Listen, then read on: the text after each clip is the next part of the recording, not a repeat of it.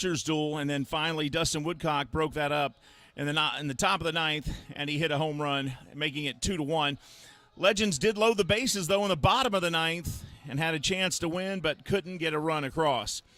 In Game 2 yesterday, the Legends finally got even. But again, in the ninth inning, Dustin Woodcock hit a 2-run home run, and the Legends, who led all day 4-0, were suddenly in a tight ball game going into the ninth. But after several runners get on base, the Legends were able to get a ground ball to the shortstop over to Brandon Phillips at second, and the game was over. And now let me give you the starting lineups. First, for the Long Island Ducks, the visiting team.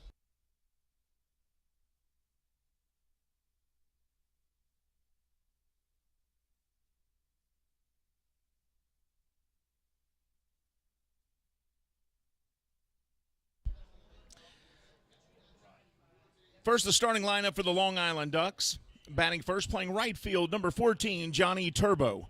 Batting second, the center fielder, number 15, Dustin Woodcock. Batting third, the designated hitter, number 33, Alejandro De Aza. Batting fourth at cleanup spot, first baseman, number 26, Sam Travis. Batting fifth, playing third base, number 24, Davidson Romero. Batting sixth, the left fielder, number 13, LJ Mazzilli. Batting seventh, playing second base, number 1, Vladimir Frias. Batting eighth and catching, number 27, Austin Rye. Batting ninth, the shortstop, number 11, Kevin Watley. And pitching today for the Long Island Ducks will be Akil Morris, number 18 on the mound, the right-hander from Orlando, Florida. And now for the home team, the Lexington Legends. Batting first, number 1, center fielder Boog Powell. Batting second, playing third base today, number 4, Brandon Phillips. Batting third, number 24, the left fielder Courtney Hawkins. Batting fourth, number 27, right fielder Phillip Irvin. Batting fifth, number 5, playing first base, Jordani Valdespin. Batting sixth, number 18, the shortstop, Manuel Geraldo. Batting ninth, the designated hitter today, Dwight Smith Jr. Batting seventh, number 9, Dwight Smith Jr. Batting eighth, number 20 and catching, Rusber Estrada. Batting ninth, number 15, the second baseman, Tillman Pugh. And on the bump for the Legends today, number 11, right-hander Jalen Miller. Folks, we'll be ready for the first pitch here momentarily. This is Lexington Legends Baseball. I'm Steve Tressler. We'll be back in just a few moments here, and we'll have the national anthem, and then we'll bring you the third game in this 3-game series. They've split here. Friday night, 2-1 win for the Ducks. Last night, Legends, 4-2 win for them. Today, we find out who gets the series win. We'll be right back, everybody, with Lexington Legends Baseball live on the Lexington Legends YouTube channel.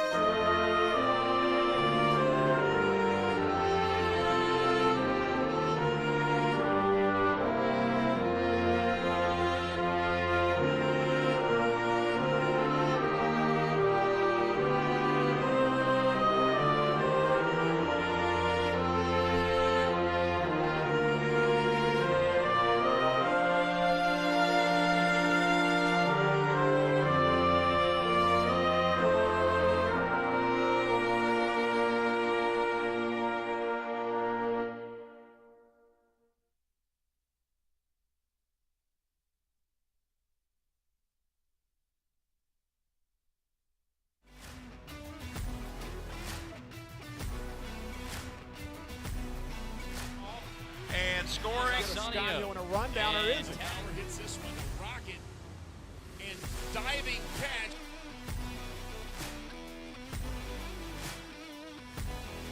They're going to throw home, he's safe. The throw to first, he's safe. Throw to first, that's laced right at the second baseman. Wave us up one, over to first, double play. Stay in shape. This is a little bouncer, going to be a tough play. And they lose it, and he's going to be safe, and the run's going to score. 2-2 pitch. Hit well. Hit deep. Hit high. It's fair. It's gone. Home run.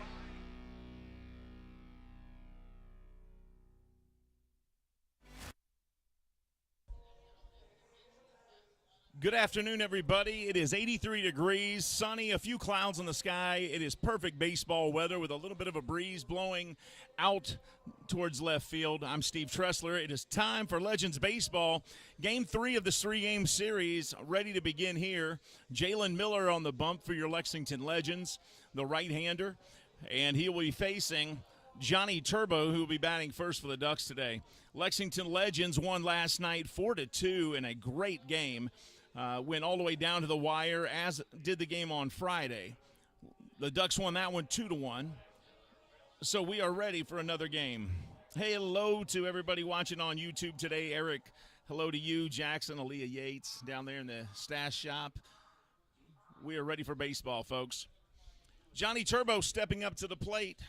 Turbo, a .310 batter, hit a triple last night, and they weren't able to bring him in. And he's up to bat now, .310 batting average, 4 home runs, 20 RBIs. And here's the first pitch from Jalen Miller, and it's going to be a fastball high for ball 1. Miller throws in the mid-90s. That one there, 93 miles an hour. Here's the 1-0 to Johnny Turbo. That one gets the corner, 1 ball, 1 strike. So 2 straight fastballs here to start the game for Miller.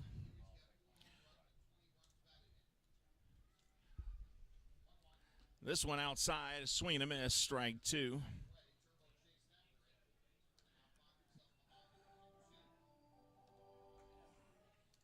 Johnny Turbo, not just the name of a famous character, as he swings and misses here and strikes out.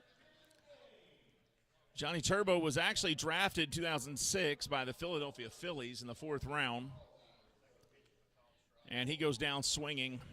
So 1 out, and Miller gets his first strikeout of the game.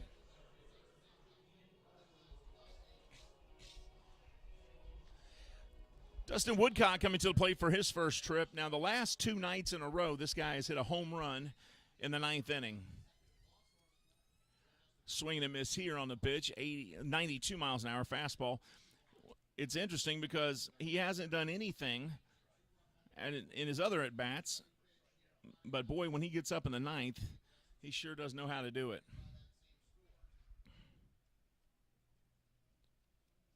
He steps back in. He's batting .276 on the season, had 5 home runs when he got to Lexington. He's got 7 now. It always happens in the last inning for him. 26 RBIs on the season for Dustin. And the 1-1 in the dirt gets away from Estrada there, and it'll be 2 balls and 1 strike.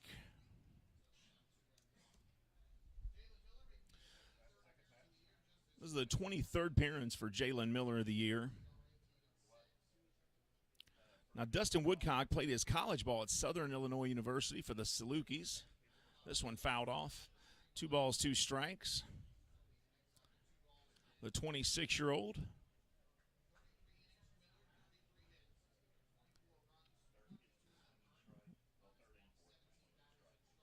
Dustin, born May 30th in 1996, the left-hander here. Here's the 2-2 from Miller. And, boy, that was close. Thought he had the corner there, but it missed. Count goes full 3-2 now.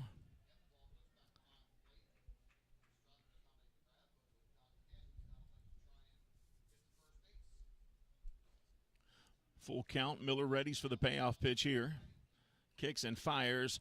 And Woodcock hits this deep center field. Boog Powell settles under it and makes the catch for out number 2, excuse me. So 2 down. And Alejandro De Aza making his first trip to the plate.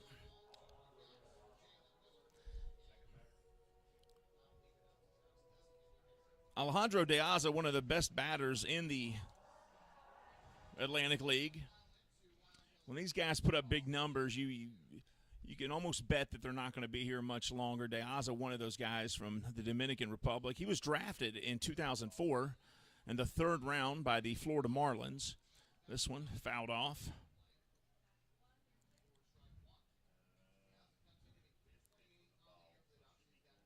From Hicayagua, Dominican Republic. This one inside. 1-1 strike. De Aza did play in the major leagues.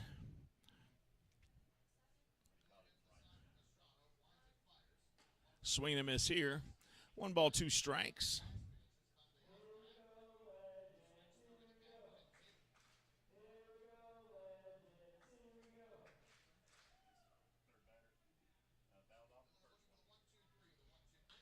And this one chopped down to first, picked up, and running over to the bag is about to spin, kind of messing with his friend there, and they get the final out.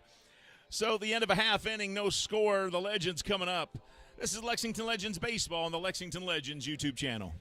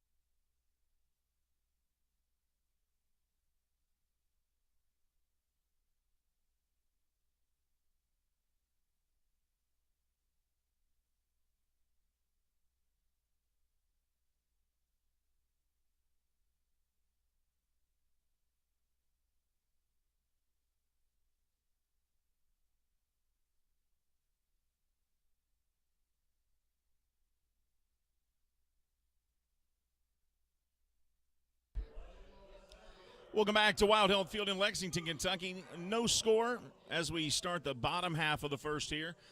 Ducks went down in order 1, 2, 3.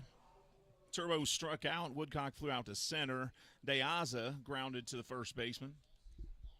Now Boog Powell steps in. Powell, 29 years old, from Irvine, California. First pitch to him is going to be outside, ball 1. He played for the Seattle Mariners and the Oakland A's.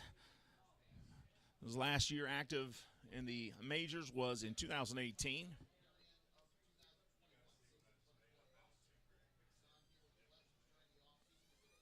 Boog Powell was drafted by the A's in the 20th round back in 2012.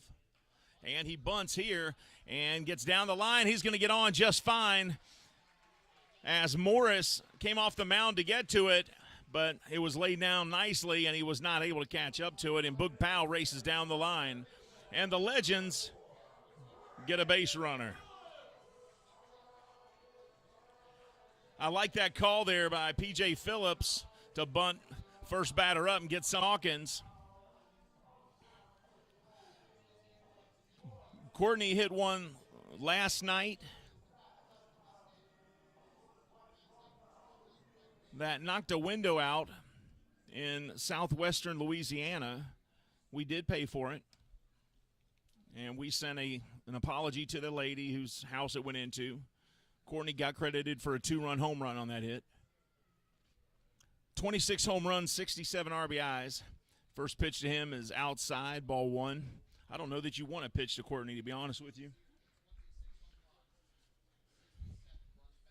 His 67 RBIs among league leaders in totals there. That's number 3 in the league. But the 26 home runs on the year puts him clearly in first. Swing and a miss here. 1 ball, 1 strike. 91-mile-an-hour fastball that time from Morris. Akil Morris from Orlando, Florida.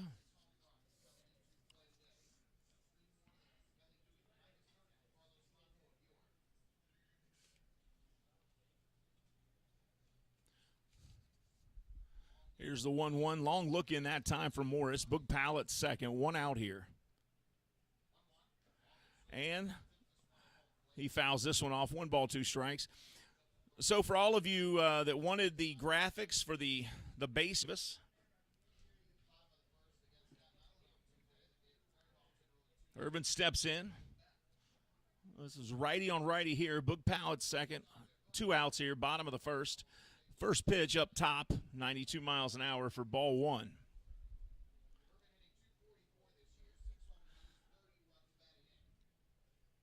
The former Cincinnati Red played right field for the Reds briefly. Was a former teammate of Brandon Phillips there in Cincinnati.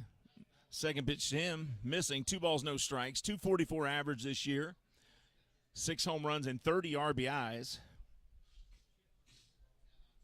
I mean, just to give you an idea of how great Hawkins' numbers have been this year, I mean, Urban's RBIs represent the 3rd highest total on the team right now, and Hawkins is 67. 26 home runs, nobody in the team close to that. And here's the 2-0 inside, but called strike on that outside corner. 2 balls and 1 strike now to Urban.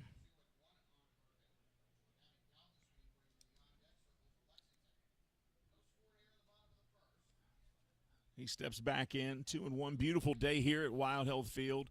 If you've got the time today, grab the family, come on out. There's plenty of baseball left. You still got 8.5 innings to watch. That strike right there as it hits the corner, and count goes 2-2. Come on out here and enjoy the baseball today, because we're going to be here for a few more hours, and you can't beat this weather. 83 degrees with a nice little breeze blowing through the park.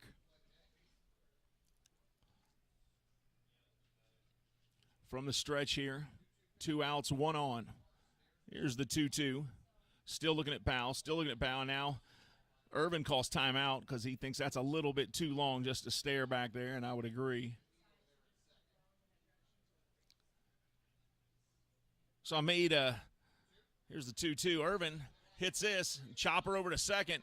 Good play over there as he dives to the ground to make that play there, the second baseman for the Ducks. That was Frias. He gets it over to Travis, and that'll end the inning. So the Legends leave a runner stranded, but we're headed to the bottom, or the top of the second. No score here in Lexington.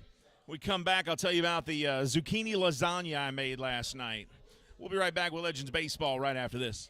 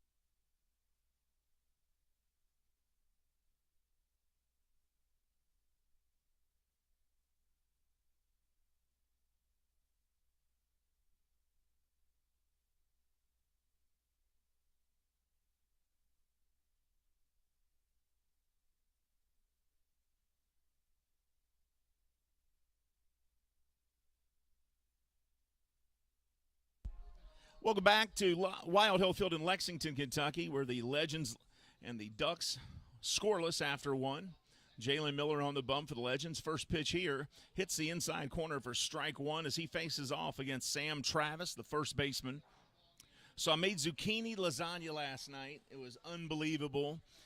I've got fresh zucchini that I grew in my own garden. This one hit foul and scares the children, something awful over here to my right. But, hey, they got a souvenir. How about that? And so little guy comes up with a souvenir. That ball came really close to him, freaked him out. 1 ball, 1 strike. Or, excuse me, no balls, 2 strikes.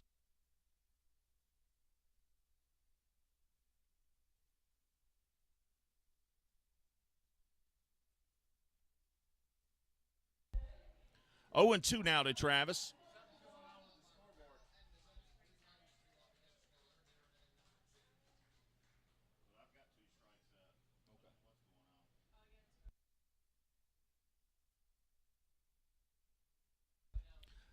This one outside, 1 ball, 2 strikes.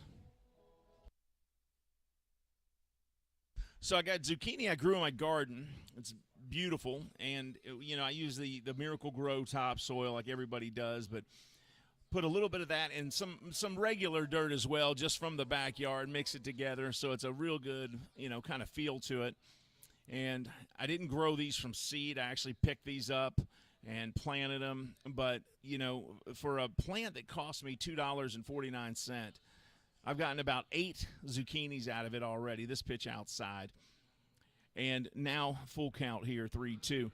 But yeah, I've got this fresh zucchini, and you cut it long ways in slices, right? Because it's taken the place of the actual lasagna, the bread, right?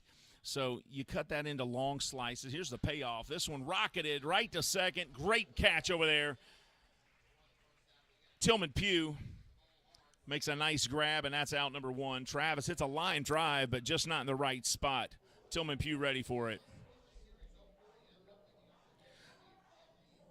So you cut it long slices. You get a little ground beef, cook up the ground beef. I use olive oil spray on it, a little bit of salt, some garlic powder. You can add onion powder too if you want to, but I always just cut up some onions and just add that. That one inside. But when you add the onions can't be too big because it's going to overwhelm your flavor, right? So you chop those onions up really fine and just a little bit, right? You don't want too much. Here's the 1-0 pitch there. Hits the corner, 1-1 now. That fastball there was fantastic, 93 miles an hour. And then the ground beef, the garlic, the olive oil, you got it all. Then you got to make your sauce. And if you're going to have beef in it, you might as well have some flavor to the beef because regular ground beef doesn't have a lot of flavor. That one, curveball, looks like it came a little high there. 2-1 the count. So what I always do is I cook a little bit of sausage in the pan first when I make my marinara sauce. A little bit of sausage. Then I put the ground beef in after that. Then the sausage gives it a lot of flavor, right? Here's the 2-1, fouled off, count goes 2-2. So now you've got this flavorful, meat with sausage mixed in. Then you go ahead, you add your marinara base, your sauce. A little bit of red wine is not bad. Not too much, just a splash. Put in some fresh tomatoes to give it a little bit of a, tart marinara sauce flavor. And then that sausage really gives it a great kick, right? Here's the 2-2, this one outside, and then again, second batter in row, count goes full. Then you got your ricotta cheese, you add that, and you layer it with the zucchini acting as the pasta middle. Make sure you use fresh basil here. Dry isn't as good, so use some fresh basil, put it on there between the layers, and use it sparingly, but it makes it really nice. And then you put it in the oven, 350 for 40 minutes, and it comes out amazing. Matter of fact, I'll bring some in if you want to try some of that, Ashley. I'll bring some in. Let Ashley and Hugh Davis try it. They'll love it. It's good stuff.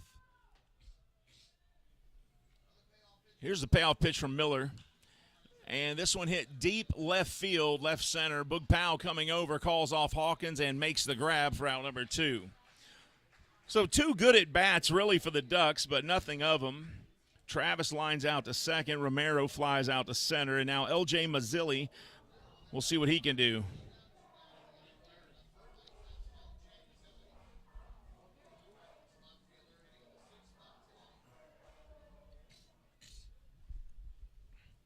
LJ Mazzilli steps in, 221 batting average, 4 home runs, and 19 RBIs.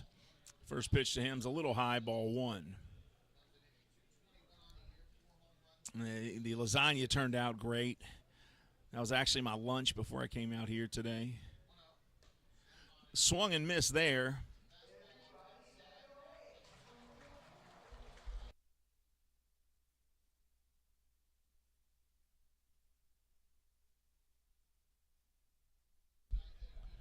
So we're working on the graphics to bring them back on the screen for you folks. Just so you know, top of the second, 2 outs. 1 ball, 2 strikes here to LJ Mazzilli. We're working on getting those graphics back up, just having some technical difficulties at the moment. Here's the 1-2. And that fastball in there was a little low, and that's going to be 2 balls, 2 strikes. Might have been a cutter, actually. 88 miles an hour that time. 2-2 the count to Mazzilli. Miller can dial it up to mid-90s when he gets going. Here's the 2-2. And a fastball there. Looks like he tried to hit the outside corner and didn't get it. So now full count here, 3-2. So all 3 batters work the count full. Miller on his 33rd pitch right here. 34th pitch, excuse me, here. You want to keep your pitchers between 15 and 18 pitches per inning. And swing and a miss here, and that's a second strikeout of the game for Jalen Miller. We're at to the bottom of the second. No score here from Lexington's Wild Health Field between the Legends and the Ducks. We'll be right back with more Legends baseball right after this.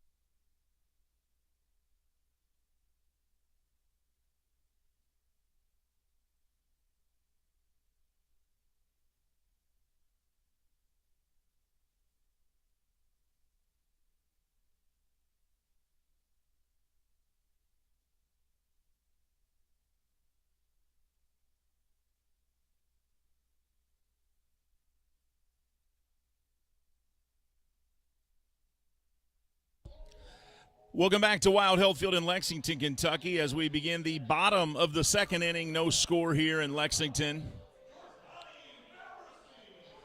Jordani Valdespin will lead the inning off for your Legends. This is his first trip to the plate tonight, this afternoon, I should say. Jordani from the Dominican Republic. Played in the major leagues for the New York Mets and the Miami Marlins. He steps in to face Akil Morris, and the first pitch outside, fastball missing there. 1 ball, no strikes to Valdespin. Akil Morris is also a former major leaguer out there on the mound as Jordani shows a bunt there and pulls back.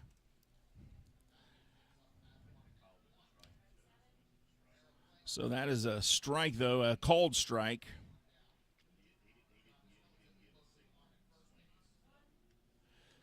And here's the 0-2 inside, 1 ball, 2 strikes. So 2 balls and a strike, not 1 and 2, 2 and 1. But Akil Morris actually was drafted in 2010 by the New York Mets.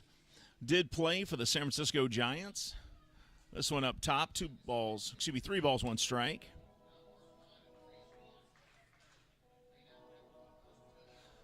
Played for the New York Mets, the Atlanta Braves, the Los Angeles Angels of Anaheim. He kicks and fires here. And that one gets the inside corner. Valdespin didn't agree. He started heading for first base there. On that 3-1, he might have an argument. That one looked like it could have gone either way. So count goes full now. And here's the payoff pitch from Morris. Swing and a miss. So a strikeout number 2 of the day.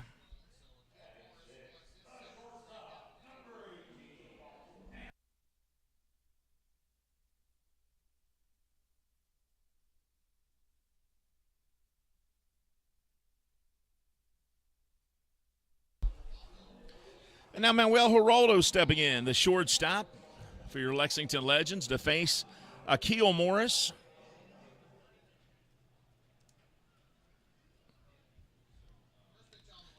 And the first pitch in there for strike 1 to Geraldo. And he's going to get something going for the Legends here in the bottom of the second with 1 out.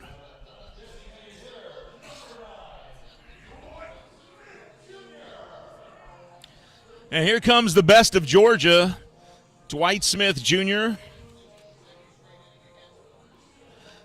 Dwight Smith Jr. from Peachtree City, Georgia. He was drafted down there. 1 ball, 1 strike to Dwight Smith Jr. Estrada on deck. Here's the 1-1. And that looked like a changeup, and that's in there for strike 2. And, boy, that's tough. You know, you're at the plate. The guy throws 91, 92-mile-an-hour fastball. Next pitch comes in 76, throws your timing way off. And that's why they call it a changeup. They change up the speed on you. And swing and a miss here, and Dwight Smith will go down on strikes.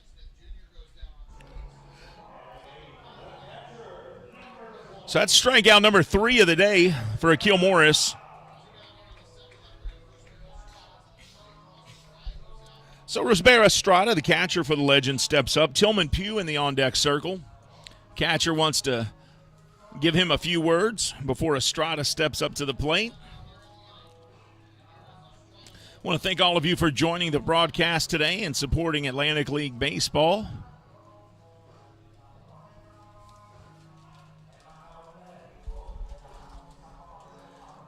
Rosbera Estrada steps in now from Guacara, Venezuela. Played his college baseball at Faulkner University. Drafted by the Braves in 2008. Fouls this one back. And off one of the boxes there and off of somebody's head and down into the lower level. He was drafted in 2018 by the Atlanta Braves in the 24th round. 0-1 to him. 2 outs here, bottom of the second. The graphics, we're working on those. If you're used to having those up, we apologize. That's some technical difficulties we're having here at the stadium. And then Morris steps off and fakes the throw to second. Geraldo gets back. Now he's back on the mound, looks in. 0-1. You count to Estrada. This one in there for strike 2. A lot of pitchers will sometimes take a lot of extra time on the mound, step off a few times just to throw the batter off, get the batter sitting there waiting, and then throw a fastball by him. No balls, 2 strikes here to Estrada, the catcher. He's batting 182. Not many plate appearances yet to really grade him on. Swing and a miss, strike 3. So 3 people go down on strikes in this inning, so he strikes out 3 of the 4 he faces. Geraldo hit a double, and that's it. After 2 innings of baseball, there's no score. Legends 0, Ducks 0. We're headed to the top of the 3rd. This is Lexington Legends Baseball on the Lexington Legends YouTube channel.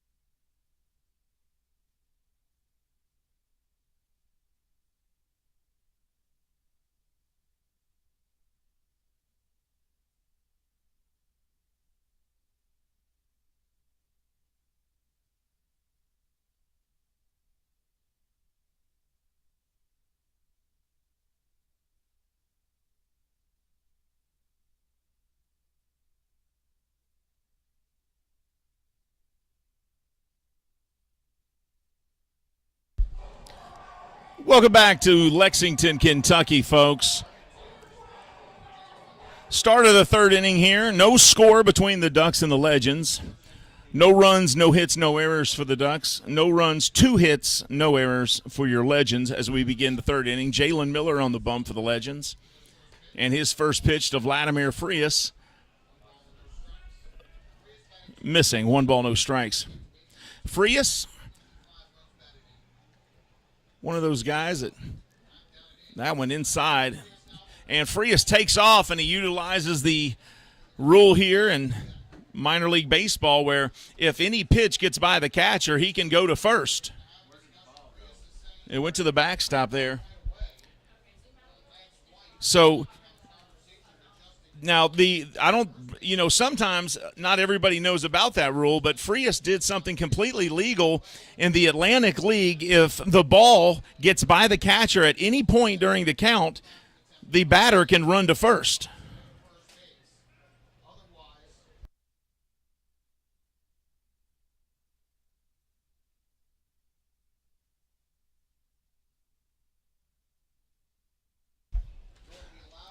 So I'm not sure what the umpires are discussing. They could be discussing what Hugh Davis said, that maybe one of the umpires said timeout, but it's called the dropped pitch rule. And the drop pitch rule says the catcher fails to catch any pitch, the batter can immediately choose to become a runner.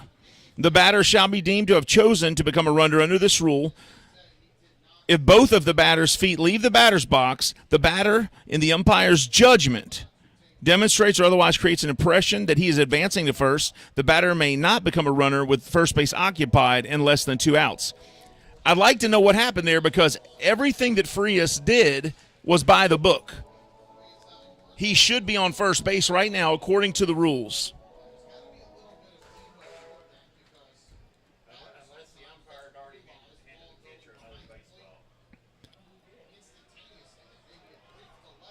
So not sure what the discussion was, and just because the umpire does that doesn't negate the rule. Though I mean, that's, as far as the rules say, the official rule copies that I have here, he's supposed to have first base. And this pitch here missing, so he steps back into the box after the umpires convene together. Frias was drafted by the Giants in the 30th round overall in 2008. This pitch behind Frias, so that was close there.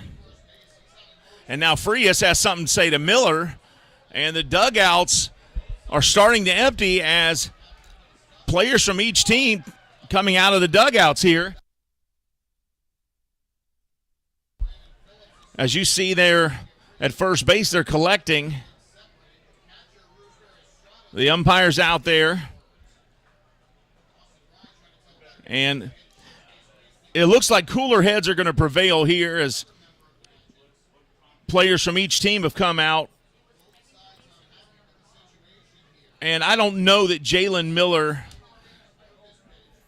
intended to throw that ball where it went. It did go behind the batter, but who's to say his intent there was to try to hit Frias? He may have just thrown that ball and went behind Frias because he was trying to pitch him inside. When you pitch inside, sometimes somebody gets hit. Sometimes you just try to pitch inside to get him off the plate. Frias was close to the plate there. So who knows? But either way, it looks like cooler heads are going to prevail here as the umpires and the coaches telling the players to get back. P.J. Phillips telling his guys, get in the dugout. These players have a lot of respect for P.J. Phillips, their manager, so they make their way back to the dugouts. Players going back to their positions.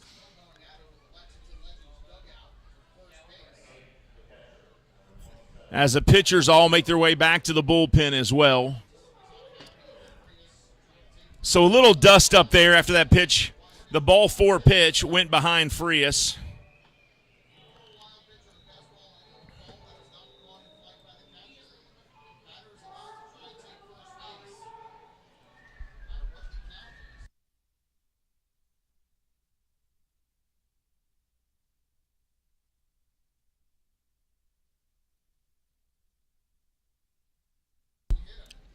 So everybody's back in position now. Looks like we're going to go back to live action. Jalen Miller on the mound.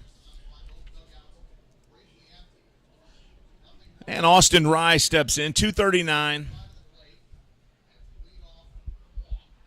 He shows bunt here.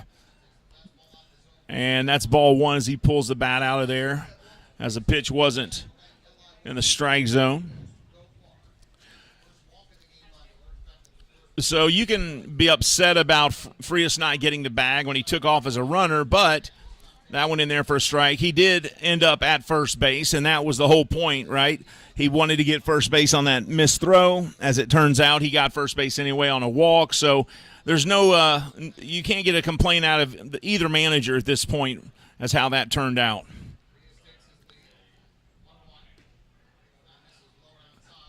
Two balls, one strike. And now they've got it out for Frias. You know, it's probably, among the players, it's probably an unwritten rule that, yes, that is the rule. You can take off, but nobody uses it because that's not really baseball. And maybe they were upset that he was trying to utilize that rule. Or it could have been something completely unrelated and they got upset about where the pitch went behind Frias, and who knows. Austin Rye at the plate. 208 batter, 3 home runs, 23 RBIs on the season. Runner takes off for second, and the ball 4 to Rye makes no difference as the runner gets down to second because he was walked. So runners at first and second now. No outs here, top of the third inning.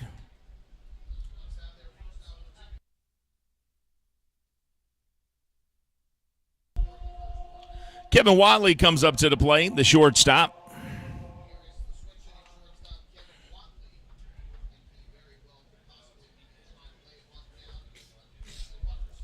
.214 batting average for the lefty as he steps in, shows bunt, and he pulls it back.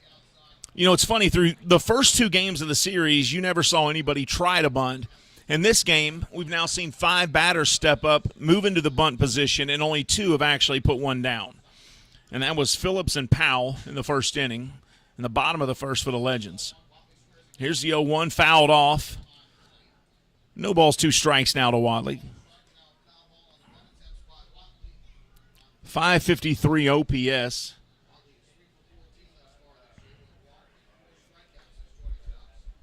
No score here. We're working on getting those graphics back up for you, having some technical difficulty with the graphics there.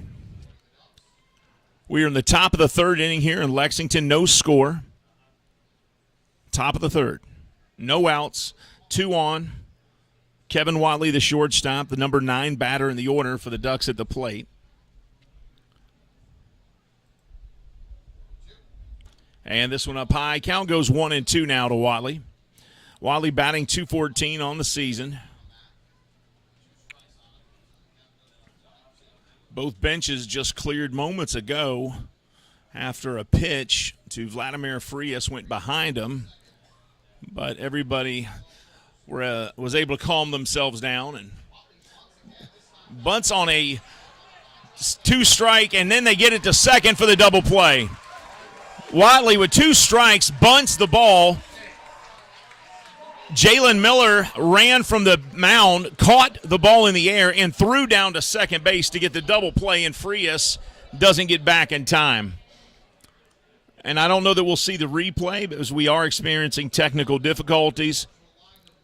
Yep, here's the replay. He catches the bunt, throws down to second, and they get the double play.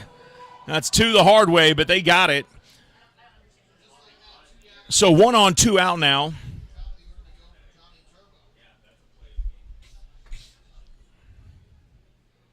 And now leadoff batter Johnny Turbo up.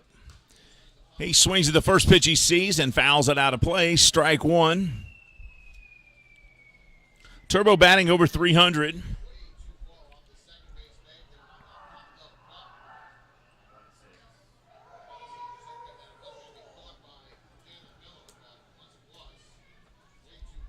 Oh, and 1 the count to Watley. This one outside. Good job by Estrada keeping that ball that was in the dirt in front of him. 1 ball, 1 strike.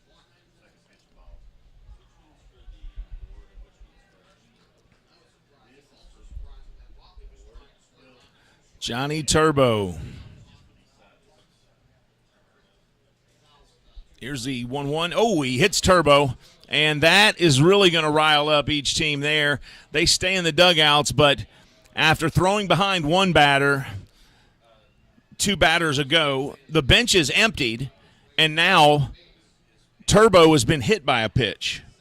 So he'll go to first. He got hit on a 1-1 pitch there. That'll put runners at first and second. You always hear about these unwritten rules of baseball. Nobody knows them, right? But they know them. They think they know them. Nobody knows all the rules, right? All these unwritten rules you hear about. But what they do know is if you hit one of our guys and we think you did it on purpose, we're going to hit one of your guys. Now, the umpire did not give a warning to either side after he was hit. So the thought there must be that it was completely innocent. But if somebody gets hit at the bottom of this inning, you can bet the warnings will come out. First pitch here, strike 1, as that one was fired in there and hits the outside corner, and a little check swing by Dustin Woodcock.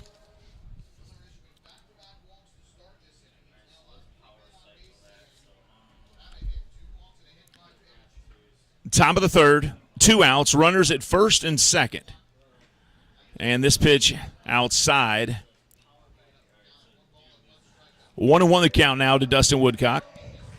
Woodcock, 7 home runs on the season. 2 of those have come on this trip as he hit 1 Friday night in the 9th inning, hit 1 last night in the 9th inning. 275 batter. Here's the 1-1. And check swing foul here. And it goes straight over to the Ducks dugout. And you know what happens when a foul ball like that goes to their dugout? Somebody yells, duck. That's terrible, wasn't it? That's an awful joke. So somebody yelled to the Ducks to duck. 1 ball, 2 strikes. Miller on the mound. Pitch number 54 of the day right here. And this one's up high. 2 balls, 2 strikes, 2 outs, 2 on, top of the third. No score here in Lexington between the Ducks and the Legends.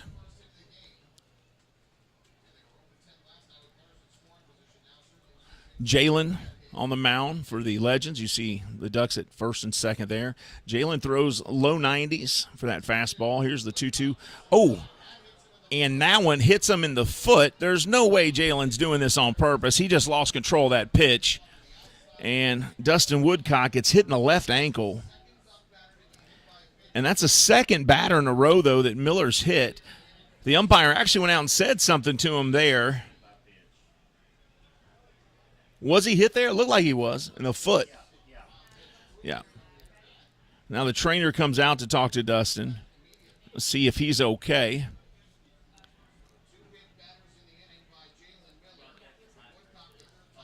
And, you know, I got to tell you, I don't think that's deliberate because Jalen had 2 strikes on the guy, 1 strike to get out of the inning. And that was really low. Looked like he just missed on that pitch as it got away from him. And Dustin's running down to first. He seems to be okay. But that's 2 batters in a row that have been hit by a pitch. If he's going to hit somebody, he's going to throw it up high probably or hit him in the back or the hip. That one hit him in the foot. But with that hit by pitch, he's walked 2 and he's hit 2 this inning, and now the bases are loaded with 2 outs.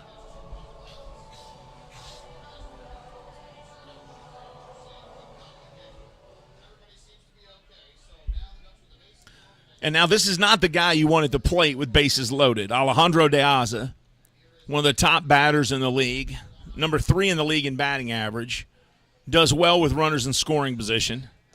And the first pitch to him, strike 1.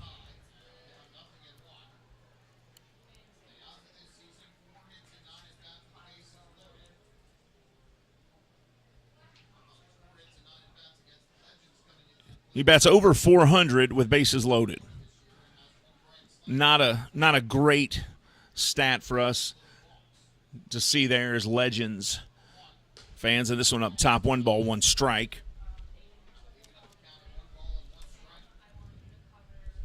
Bases loaded. The Ducks, can they get a run? Last night, they had bases loaded a couple times and could never get a run in. Austin, absolutely. 1-2. Bases loaded for the Ducks, top of the third, no score. This one popped up shallow left field. It's going their way into the lead as we head to the bottom of the third. Ducks 2, Legends nothing. We'll be back with more Legends baseball right after this.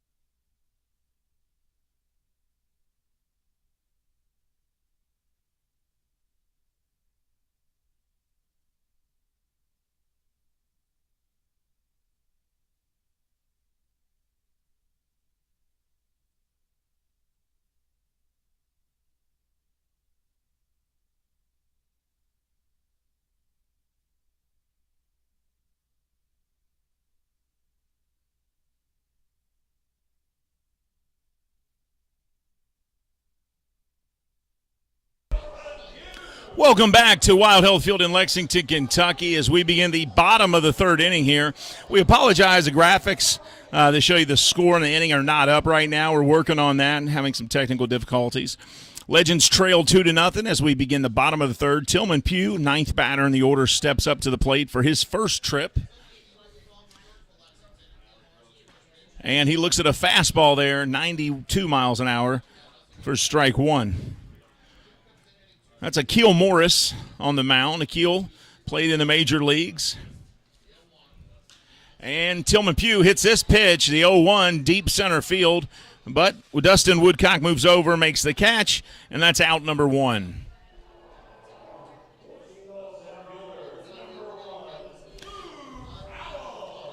Now Boog Powell comes back up for his second trip. He bunted his way on base to start off the bottom of the first.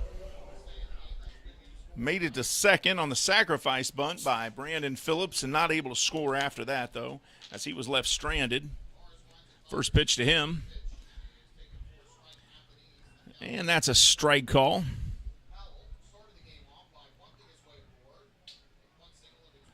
No balls, one strike. Here's the 0-1 from Morris. That one inside, but hits a corner, strike two. 0-2.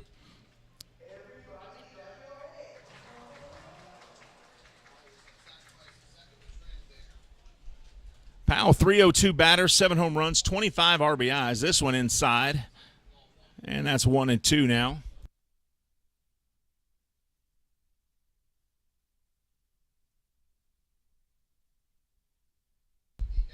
Here's a 1-2. And Powell, off the end of his bat, hits this one. And a nice running catch there by the third baseman to make the grab. And that's out number two as Romero able to snag that one out of the air.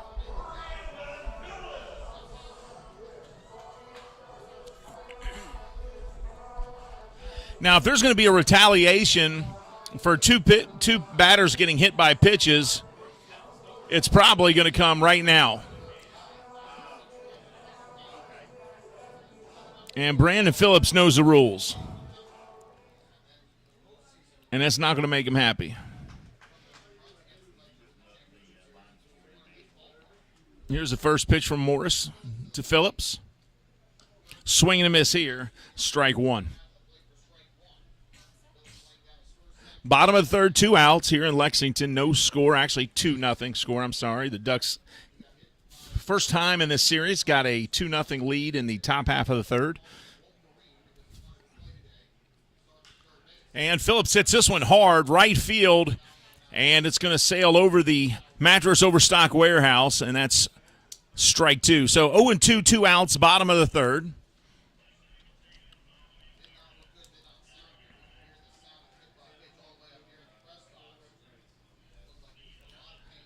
Brandon, first time up, laid down a sacrifice bunt to move the runner over. Here's the 0-2. And they're going to ring him up as that one hits the outside corner, and Phillips goes down on strikes.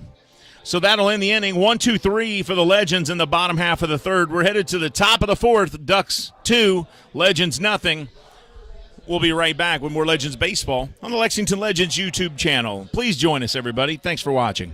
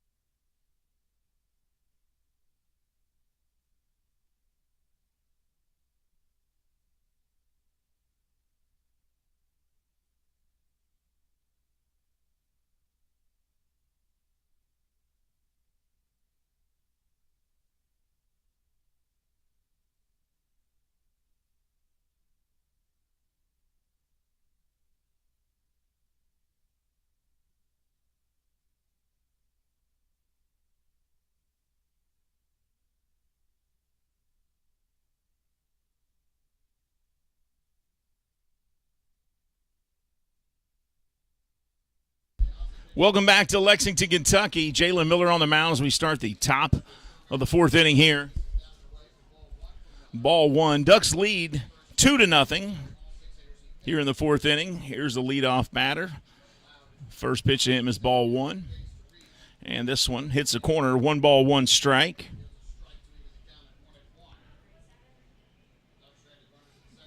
Davidson Romero at the plate. This one low and away.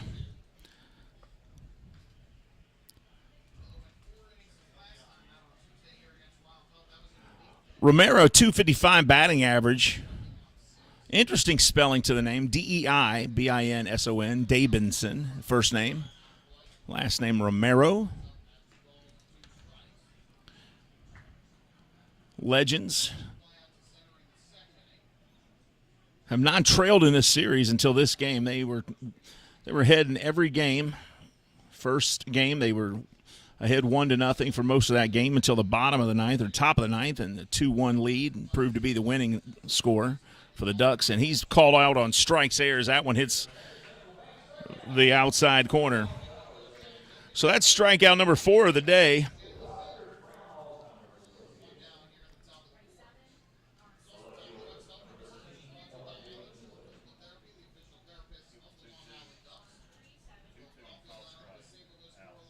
2 balls, 2 strikes, and that third strike called there. So he goes down on strikes looking, if you're scoring at home, the backwards K.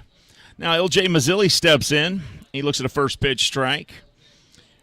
He struck out his last time up.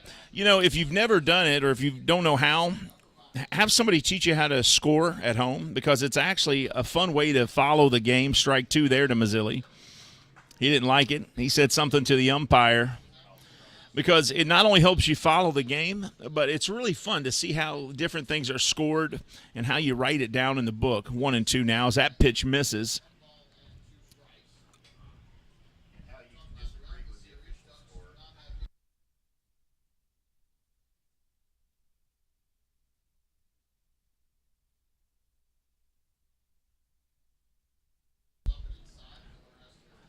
That one high and tight there. 2 balls, 2 strikes. Mazzilli, 220 average, 4 home runs, 656 on-base percentage. Here comes the 2-2 now for Miller as he kicks and fires. Swing and a miss. And strike 3 call. So 2 up, 2 down on strikes for Miller.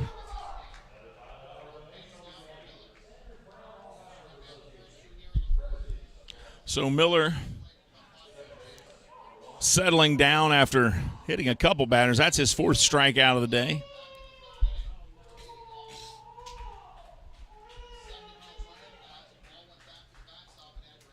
And Vladimir Frias steps back to the plate.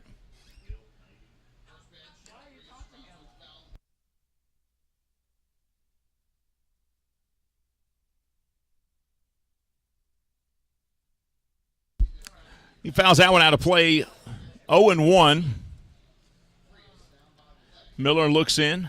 Frias last time is where all the drama started in the 3rd inning. This pitch up and away, 1-1. There's a rule here in the Atlantic League called the dropped pitch rule. And the drop pitch rule says that the batter can take off running to first base on any pitch dropped by the catcher. This one fouled out of play, 1 ball, 2 strikes. And because the catcher can, if the catcher drops the ball, no matter what, it could be the first pitch of the at-bat. If the batter takes off for first, he's given up his at-bat on the bet that he's going to reach first before the catcher can throw him out. He did that. But they didn't allow him to have first base there, and we're not sure why. The umpire may have called timeout. He may have handed the spare ball to the catcher, but they didn't allow Frias to go. So Frias argued it, ended up going back into the batter's box, and then they threw behind him. And the dugout's cleared when that happened as he fouls this one away. And the dugout's cleared, and cooler heads prevailed. They all went back. But then the walk ended up being the next 2 walks, and then 2 batters get hit in that same inning. And there has not been a retaliation yet by Long Island. As he hits this 2-2, a line drive over the first baseman's head. And Irvin runs into the corner as Frias will head to second base, standing with a 2-bagger here.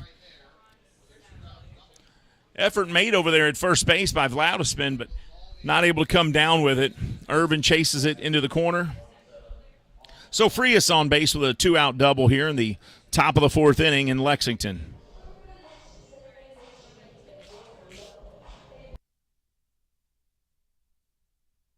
Austin Rye coming back up. He was walked his last time up.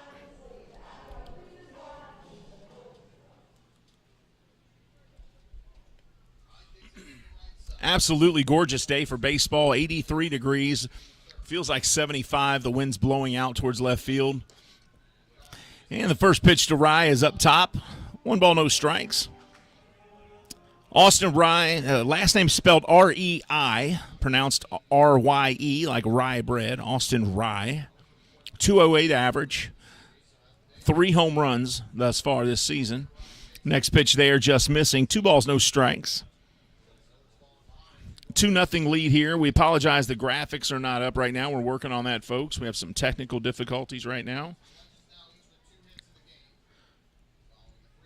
But it is the top of the 4th. The Ducks lead here 2-0 in the rubber match game, as both teams have now split the first 2 games, 1 apiece.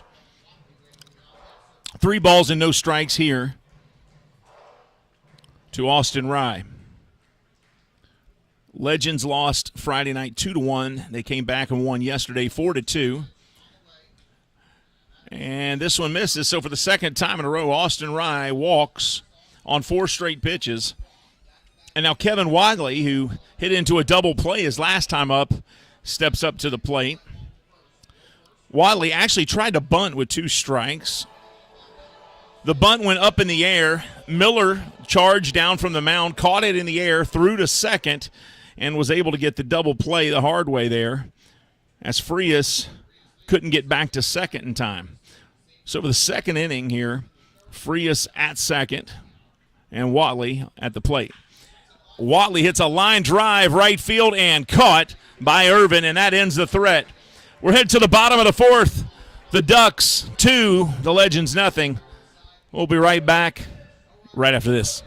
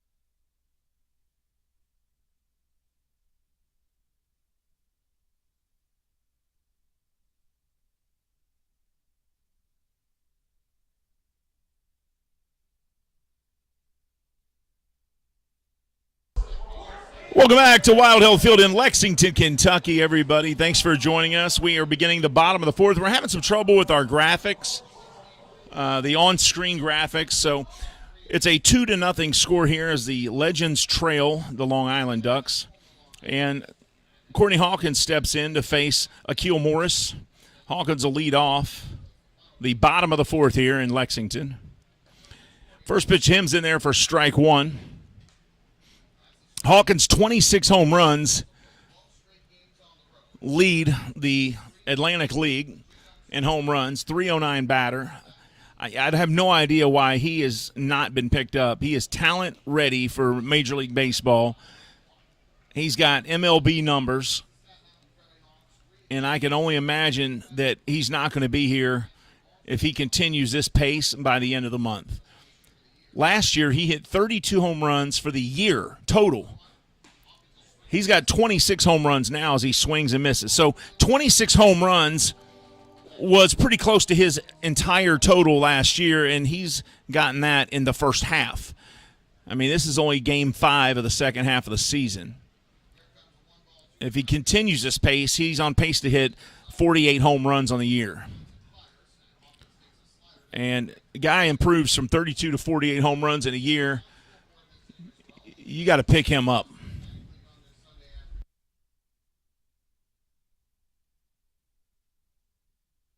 2 balls, 2 strikes. And that one missing. Count goes full 3-2.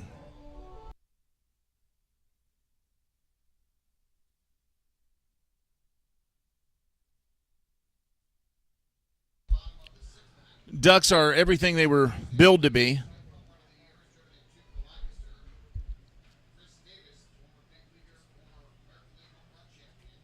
3-2 count here to Courtney Hawkins. And he rips that to left field for a base hit.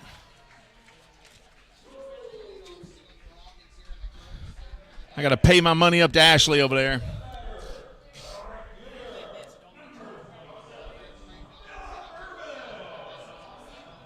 Thanks for buying that for me, Ashley.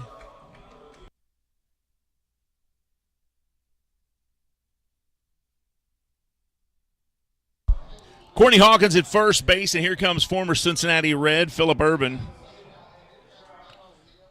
Urban in that cleanup spot. He made the catch in the top of the 4th there.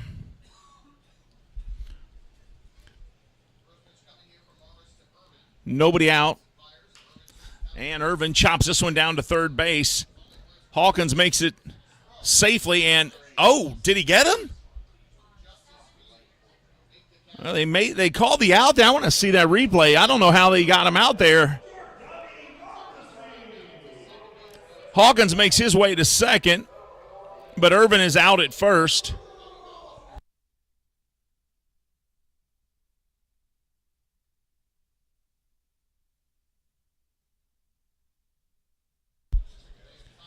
Jordani Valdesby into the batter's box here.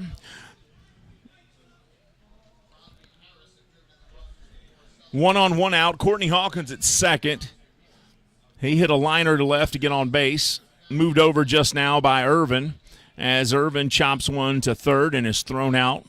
Hawkins gets to second. No throw there. Here's Phillip Irvin. First pitch to him is strike one. Or excuse me, it's Valdespin. First pitch to him, strike one. 267 batting average. And he chops this one up high. Morris grabs it, fires over to first, and that's out number 2. Hawkins, though, makes his way to third. So Legends are 90 feet from getting on the scoreboard today.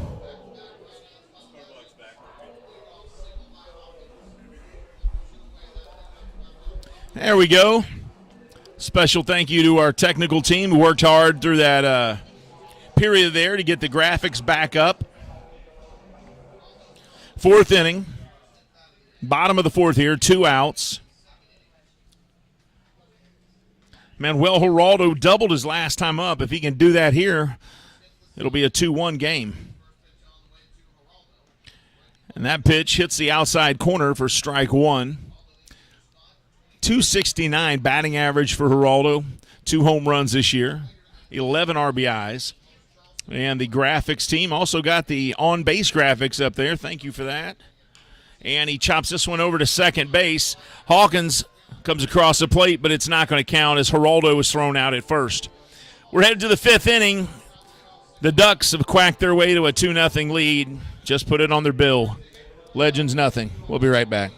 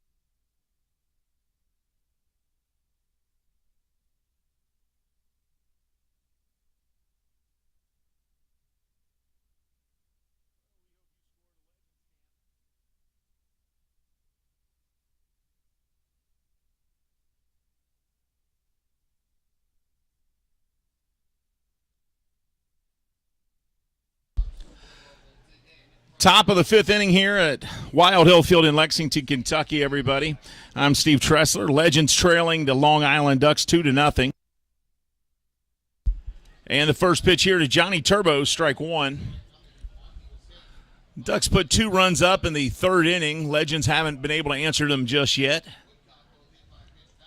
Here's the 0-1, swing and a miss. Jalen Miller today pitching a great game, only giving up 2 runs on 2 hits. The Legends have actually gotten more hits than the Ducks, just not more runs, and that's the one that we use to determine who wins the game. This one outside, 1-2 the count. And it's time for our fifth inning baseball trivia, folks. So if you're listening, get ready for baseball trivia. As the 1-2 comes in, a swing and a miss, and that is strikeout number 5 for Jalen Miller. That's the second time Johnny Turbo struck out today. He's struck out twice and been hit by a pitch once. Who was the first major league pitcher to pitch a ball over 100 miles per hour? Who was the very first major league pitcher to pitch over 100 miles per hour? Was it Bob Gibson, Tom Seaver, Roger Clemens, Nolan Ryan? Strike one here on the outside corner to Dustin Woodcock.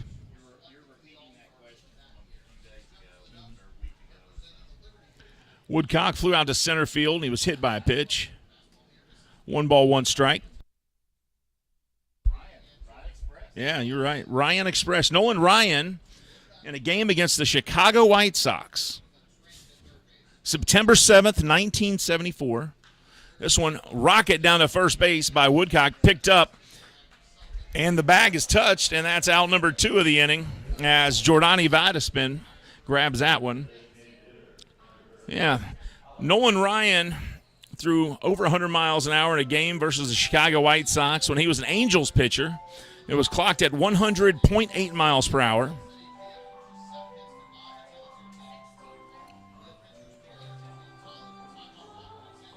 Now with 2 outs, nobody on. Alejandro De Aza, who doubled his last time up, brought in 2 runs. He's got 2 RBIs today. First pitch inside, ball 1.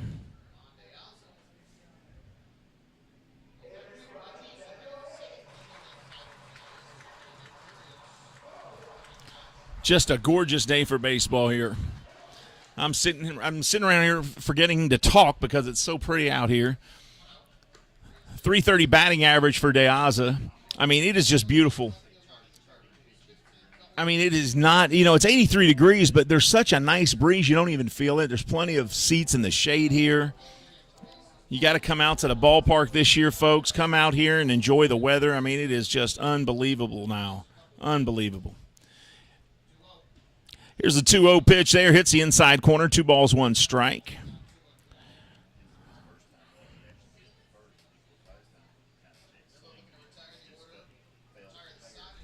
This could be 3 up, 3 down if Miller can get this one out here. And inside. And now the count goes 3-1 as that one just missing the inside corner.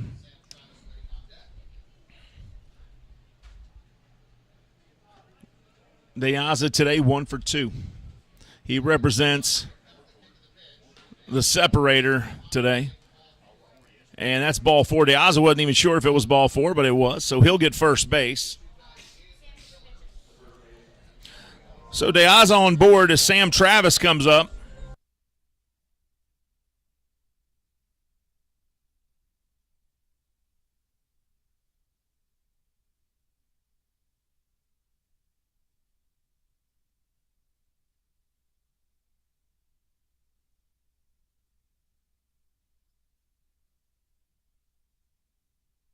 Here's Sam Travis. He pops up the first pitch he sees. He flew out to center last time. This time pops it up. Are they going to be able to make a play, though? Nope. It hits the Mattress Overstock warehouse deck. Hey, and it made it off the roof there. Sometimes the balls get stuck up there, and you can see if you look on the roof right now, there's 3 or 4 baseballs up there.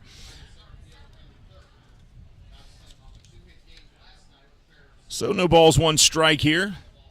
to Travis. Alejandro De Aza at first base. And as you see there, folks, we have the on-base graphics. The much-requested on-base graphics are on the screen now. Great job by the technical team in there. Adam Marson, Judith Drake, Maddie Robinson. This one fouled. Straight into the net towards the camera. No balls, 2 strikes. Aiden Mills is working the home plate camera today. Aiden, his other job, you work in concrete, right? That's a hard job, isn't it? Get it? Hard job, concrete? That was a terrible joke. Aiden is not the guy you would expect to be working in concrete. This one fouled out of play. And I mean that in a good way because Aiden, every time I come to the ballpark, Aiden is either writing in a journal or he's reading a book. Now, I don't know how old Aiden is. I think he's 20, 21, but he's either writing in his journal or he's reading a book.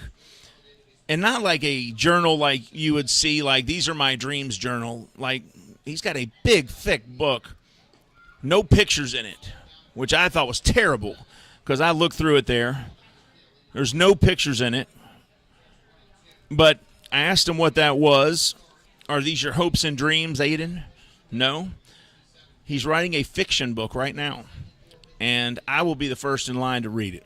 Aiden is a smart kid. Not the concrete worker type, but apparently he is because he does that as well. Here's the 1-2 pitch to Travis. He fouls this one out of play. He's one of those kids that, you know, he doesn't talk a lot. He's a thinker. When you walk in the room, you just know he's judging you right away. But in a good way. Like, oh, in his head he's probably going, they seem like a nice person. 1 ball, 2 strikes. And this one popped up and foul. Aiden, how old are you? 20 years old. Oh, man, to be 20 again.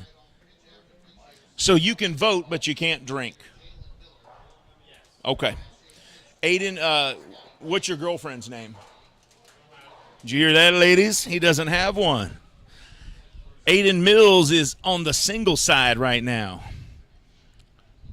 So we're going to set up this concrete worker with a date, folks. Here's the 1-2. Runner goes, throw goes down to get Diaza, but not in time as Alejandro gets in there sliding safe. And with 2 balls, 2 strikes, and 2 outs, Diaza gets a stolen base. And now the Ducks have a runner in scoring position here in the top of the 5th with 2 outs.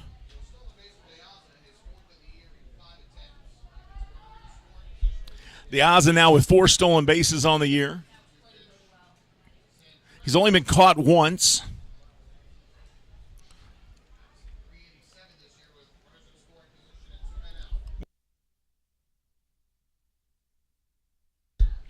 And swing and miss here, and Sam Travis goes down swinging, and that'll end the inning. So he stole the base, and it was all for nothing. That's strikeout number 6 of the day for Jalen Miller. We're headed to the bottom of the 5th. The Ducks 2, the Legends nothing. We'll be right back with more Lexington Legends baseball, and we'll be looking for a date for Aiden Mills right after this.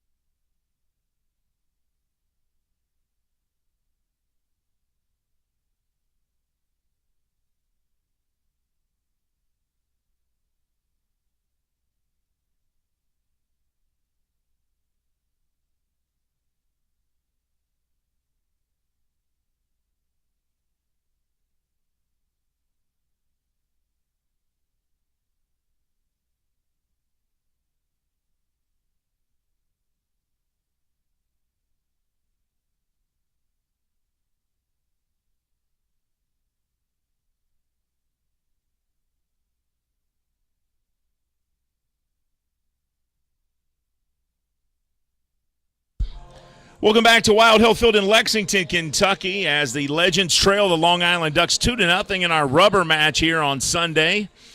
Both teams have won a game in this series, and this is the final game here. Dwight Smith Jr. coming up to the plate. Struck out his last time up. And the first pitch to him inside, strike one.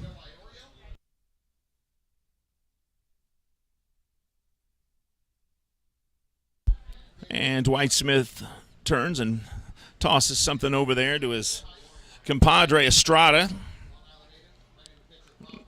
0-1 the count. Akil Morris pitching a great game for the Ducks here so far. And this one chopped over to second base, picked up by Frias, and fires to Travis for out number one. Akil Morris so far, no runs, 3 hits, no errors. And he's working with a 2-0 lead here as Rosbera Estrada comes up to the plate.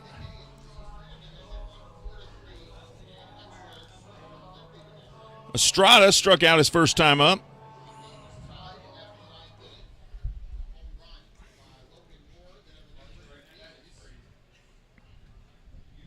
First pitch to Estrada. This one fouled back and over the roof here behind us. And that's strike one.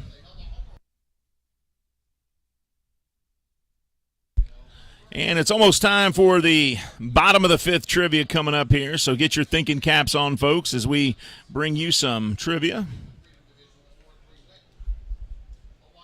This pitch here outside, 1 ball, 1 strike.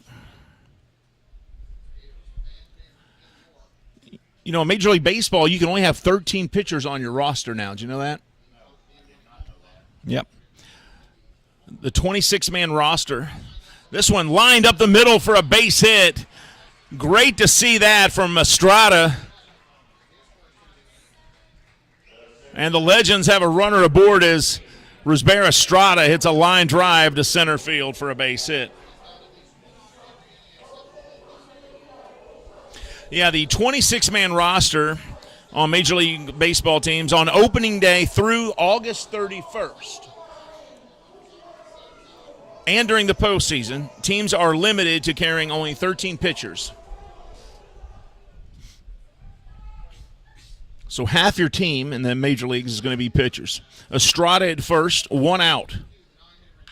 And Tillman Pugh hits a rocket to short, turns into a double play ball, and the Ducks are out of the inning. Unbelievable. Well, they can't all be winners, kid. So that ends the 5th inning. We're headed to the 6th. Ducks still ahead 2-0, but we don't call them Legends for nothing, folks. They'll come back as you watch a replay here. And just so you know, Tillman Pugh hit a 91-mile-an-hour pitch there, and I don't think I could even catch up to that. We're headed to the 6th, folks. 2-0 Ducks. We'll be right back right after this.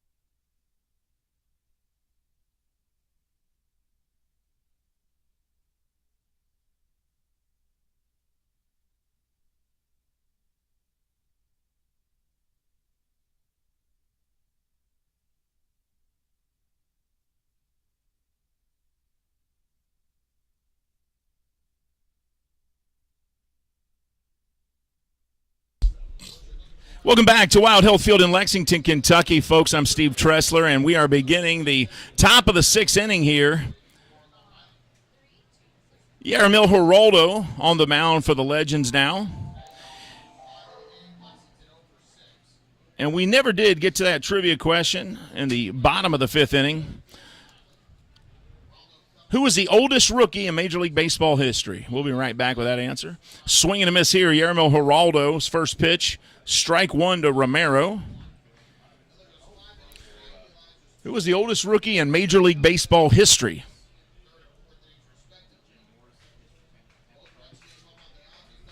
And timeout called here.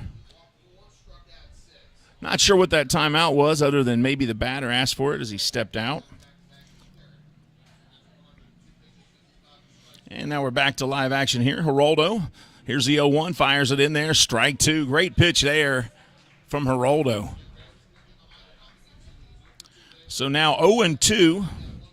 You can close the book on Jalen Miller. 2 runs, 2 hits, 6 strikeouts. Good outing for Miller. And the 0-2 pitch there. Over the plate, but maybe a little low there. So 1-2 the count. So the trivia question, who was the oldest rookie in Major League Baseball history?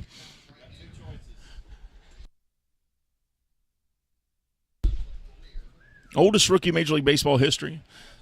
Press box is going crazy trying to figure it out. This one, line drive into right field. It's going to drop into the gap. Phillip Ervin grabs it, turns, fires it in, and a stand-up double to lead off the inning for Davidson Romero. Who are your 2 guesses down there? Satchel Paige, okay. All right, Jim Morrison. Bill, you got a guess on it? Oldest rookie ever.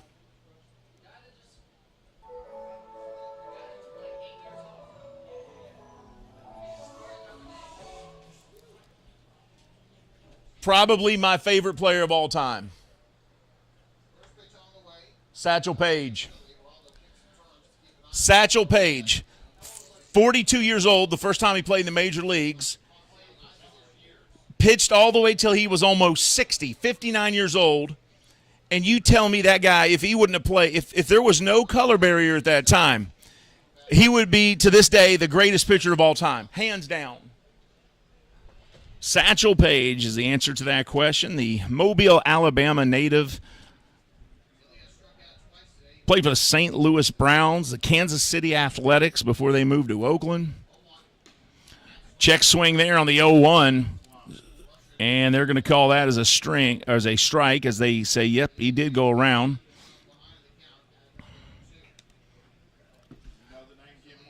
Satchel Paige, his real name was Leroy Robert Page is his real name. They called him Satchel because he used to carry bags for $10 a bag. Swing and a miss, strikeout for Yaramil Geraldo.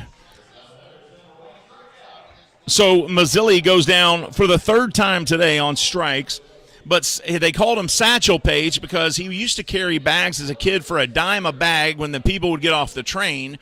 And what he did was he got a little contraption that he devised, and he would pull it with a satchel string so he could carry 4 bags at a time, and then the nickname caught on, Satchel Paige, because he would carry people's satchels for him.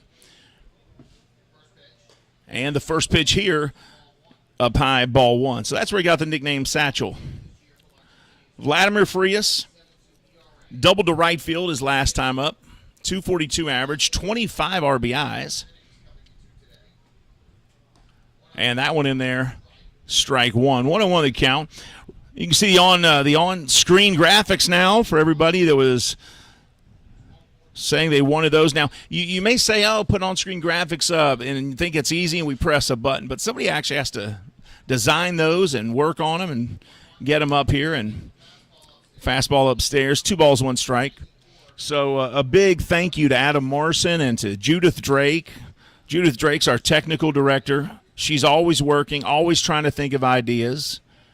Maddie Robinson, our replay director. She's at home, working from home. Swing and a miss here. 2 balls, 2 strikes. And what's her dog's name? Bentley. We got to say hi to Bentley. So,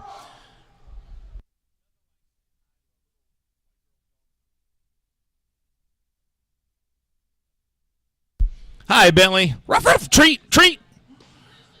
Bentley, want a treat?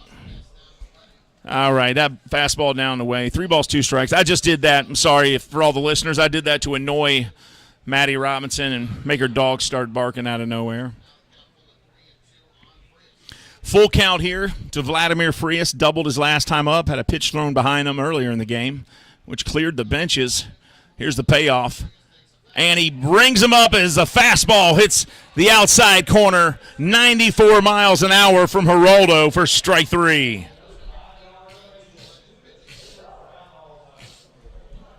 And let me tell you something. You throw a 94-mile-an-hour pitch, folks, that is throwing some hot tamales.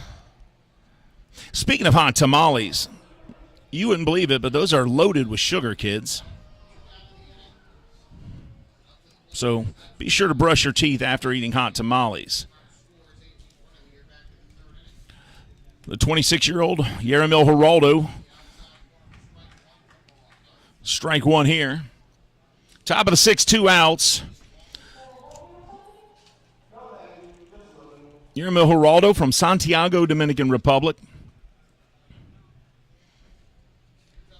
Kicks, fires. That one up top, missing. 1 ball, 1 strike, 2 outs. That's a look at Davidson Romero there at second base. Interesting spelling to the name, Deibinson, Davidson. Here's the 1-1 to the catcher, Austin Rye. Check swing there, hit the corner, 1 ball, 2 strikes. Yeramil Geraldo, good look at him there, the 6'1", 180-pound, 26-year-old from Santiago, Dominican Republic. He was born on New Year's Eve, 1995.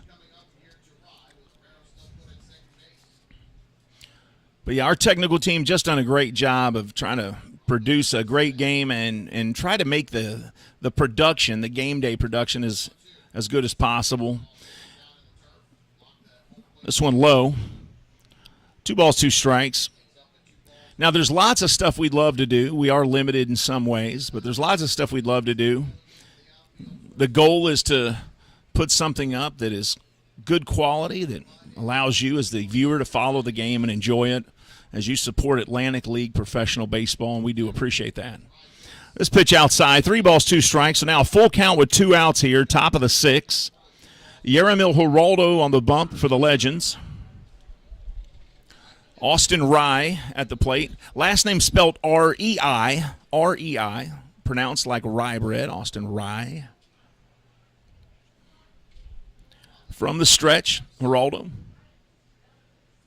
kicks, fires, and chopper to short, picked up, fired over to first, and that will end the inning. So we're headed to the bottom of the 6th. It's still 2-0 Ducks. We'll be back with more Lexington Legends baseball right after this. Join us, everybody. See you in a minute.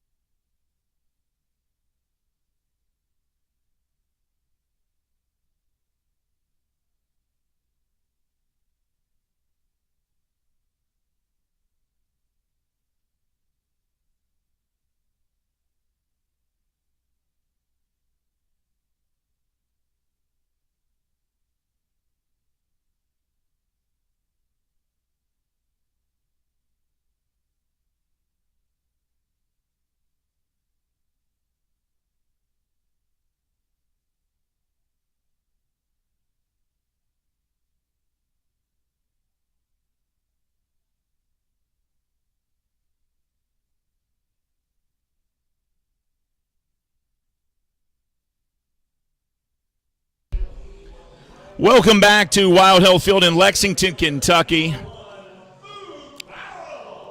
Top of the order here. Bottom of the sixth, top of the order, Boog Powell coming up to the plate for his third trip. I want to thank all of you for joining us and following along on the YouTube Live Lexington Legends channel. We appreciate that. Long Island Ducks have a 2-0 lead here in Game 3, the rubber match between the Ducks and Legends. First pitch to Powell is going to be outside, ball one, a 90-mile-an-hour fastball from Akil Morris. Beautiful day for baseball. So glad you joined us. Check swing there. Did he go around? Well, they checked the third base umpire. He gave a closed fist half sign. So I guess it's a strike. I'm not sure what that meant. This one low, 2 balls, 1 strike. I think he was saying he went around, but he didn't have the energy to stand up and do that, or he was caught off guard, or what?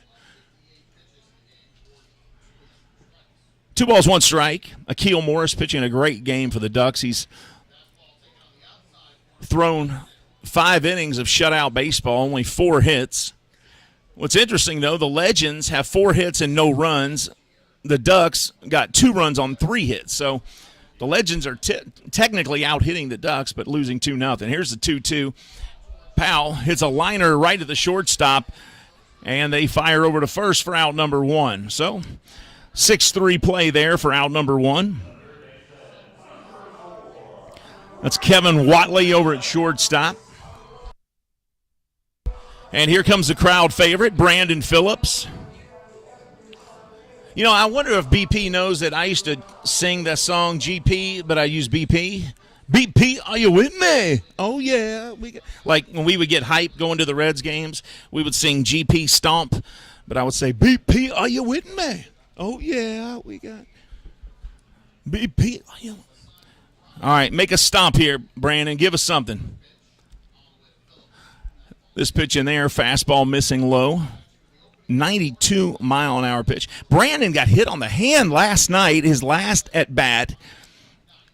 Went down on his hands and knees in pain, and I thought for sure we would not see him today. He hits this one a mile and a half high, and hopefully it sails over that net, and it does. And that's a souvenir for somebody there. And Brandon being the sportsman he is, almost fell there, didn't I? Brandon being the sportsman he is, picked up the equipment for the catcher.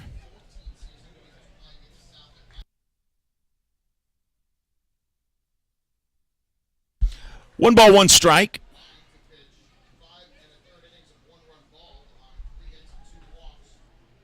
Brandon Phillips, a future Hall of Famer. And he hits this one off the end of his bat there. First baseman readies for it and grabs it. And that's out number 2. I'll tell you this, if Brandon Phillips doesn't get voted into the Hall of Fame, they're going to have a really mad, not just Cincinnati Reds fan, but a really mad baseball fan in me. Career 275 hitter, hit for power, could steal, hit for average. And the one thing that I have no idea why, but the one thing it seems like Hall of Fame voters always overlook is defense. There wasn't a better second baseman in the league when Brandon played. Period. End of story. Hall of Fame defensively. First pitch here to Hawkins. And they say, no, he didn't go around. I'm not sure if the first base umpire thought he didn't go around or if he was just scared to ring up Hawkins on that check swing strike. I'd have been scared. I would have said, no, he didn't go around. I would have said the same thing. What do you think? Would you do that, Ashley? Here comes the 1-0. Hawkins, deep left field. Please stay fair. Please stay fair. Foul ball. And that's 1 ball, 1 strike now.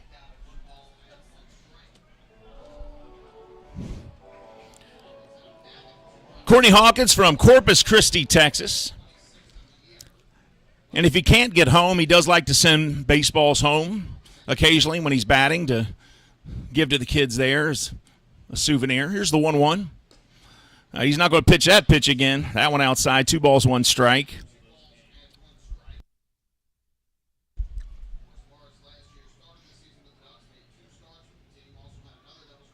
Courtney Hawkins batting .312, which is tops in the league.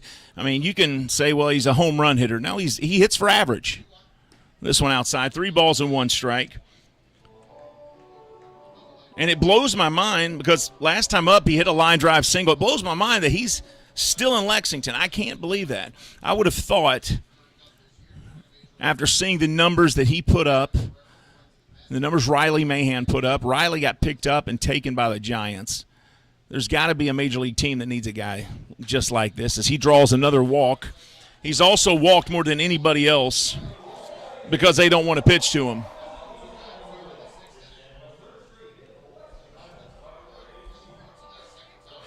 So Hawkins on base for the second time, and now Phillip Ervin, the former Cincinnati Red and teammate of Brandon Phillips, comes up to the plate for his third trip. Now he has grounded out twice today, once to second, once to third. He represents a tying run here, and now they're going to have a conversation on the mound as the pitching coach makes his way out there as well. I want to send a big thank you to all our corporate sponsors that are part of making all this happen every year, year after year, especially groups like the Pepsi-Cola Bottling Company of Lexington, Donhauer Plumbing,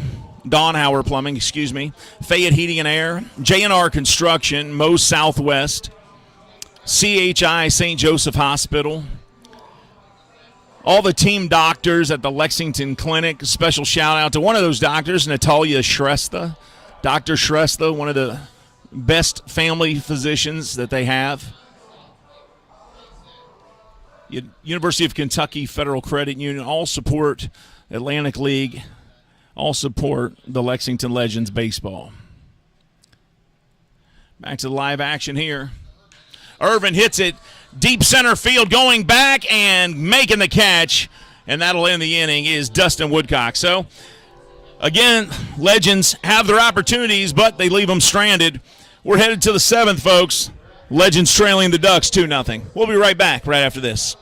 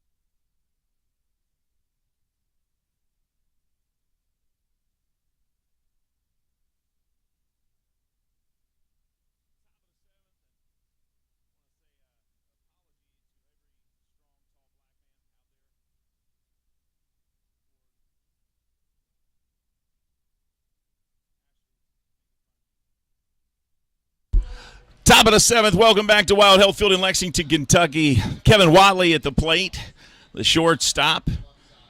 This is his third trip up. He's on the left side of the plate this time, facing Yeramil Geraldo. He line drived out his last time up to right field Great hit, just in the wrong spot as Phillip Irvin was right there to make the catch.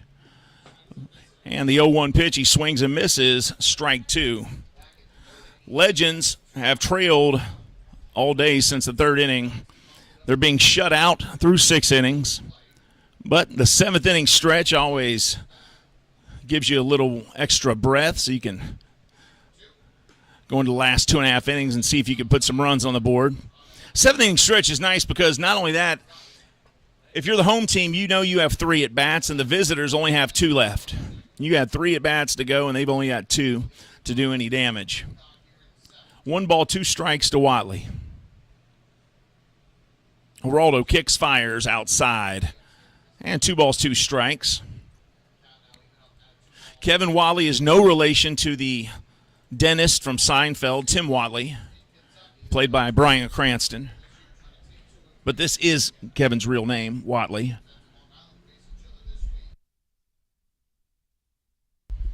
Here's a 2-2 outside, and the count's full. 3-2.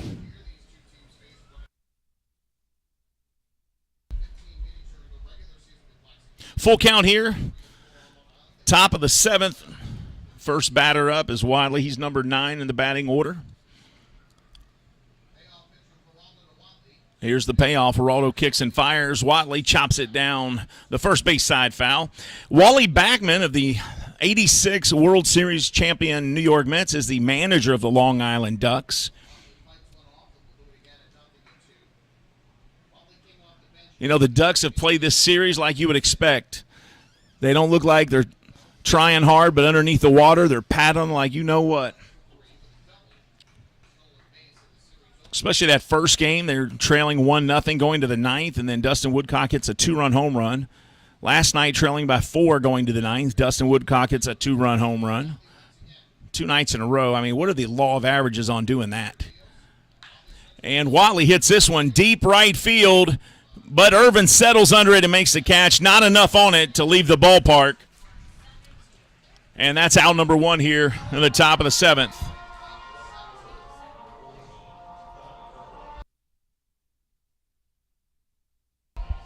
Now the top of the order coming up. Here's Johnny Turbo.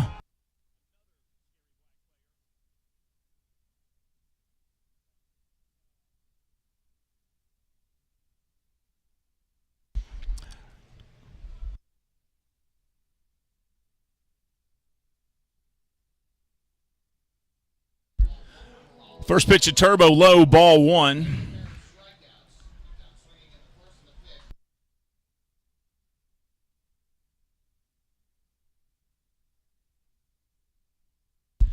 Check swing here. 1 ball, 1 strike.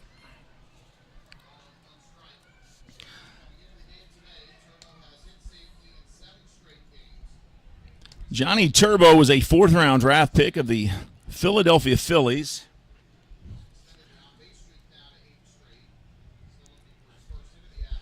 Plays high school ball at Westchester High School in Los Angeles, California. Hits this one.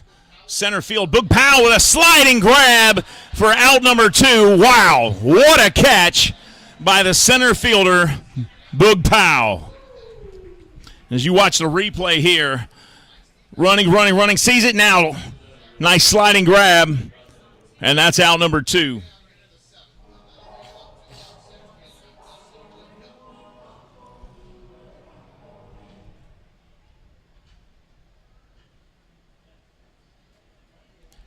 And now stepping up to the plate, Dustin Woodcock, the guy who's hit home runs in the 9th inning both nights. I mean, what are the odds of that? A 2-run shot both times, both in the top of the 9th. First pitch to him from Geraldo, strike 1.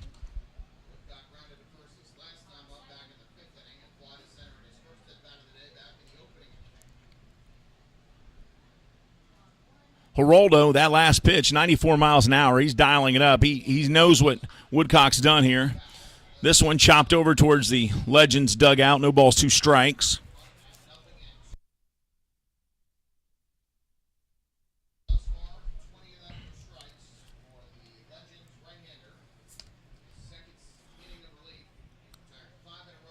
Top of the 7th. It's been all Ducks all day today. on the strength of the pitching performance by Akil Morris. This pitch misses. 1 ball, 2 strikes. Akil Morris really has pitched an excellent game, and it'd be interesting to see if he's out there for the 7th inning.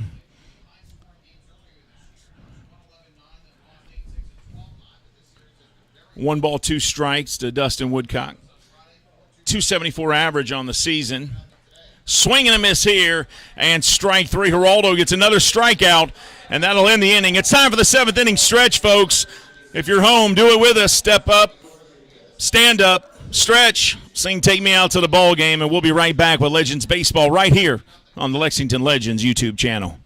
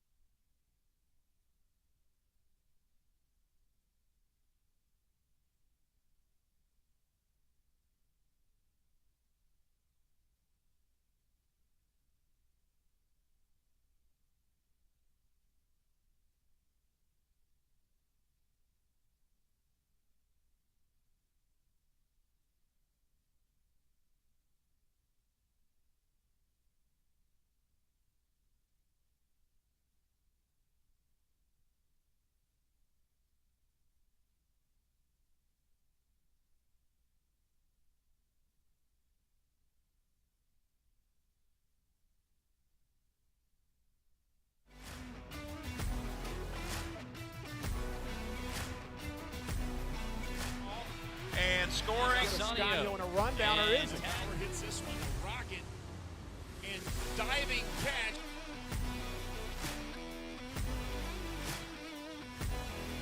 They're going to throw home. He's safe. The throw to first. He's safe. Throw to first. That's laced right at the second baseman. Wave is up 1. Over to first. Double play. Stay in shape. This is a little bouncer. Going to be a tough play. And they lose it, and he's going to be safe, and the run's going to score. 2-2 pitch. Hit well. Hit deep. Hit high. It's fair. It's gone. Home run.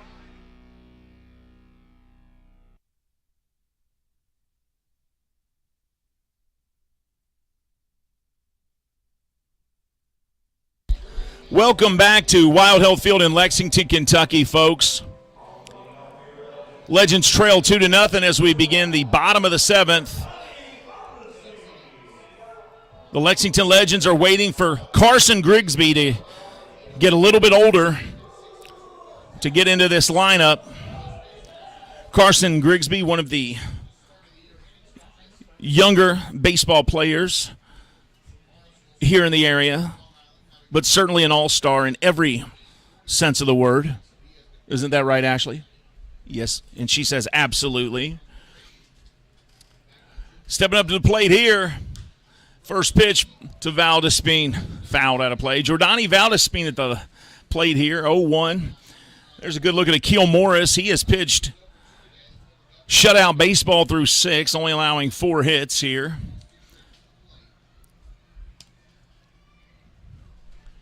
Bottom of the 7th. Legends have trailed since the 3rd inning. Here's the 0-1. Valdespine shows bunt, pulls it back. Morris today with 5 strikeouts on the day.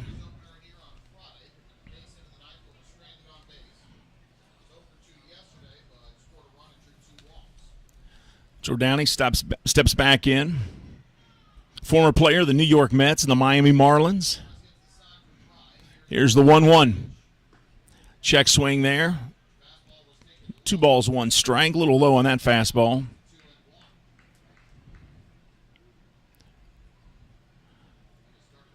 Got a little trivia for you coming up here in just a minute, so put those thinking caps on.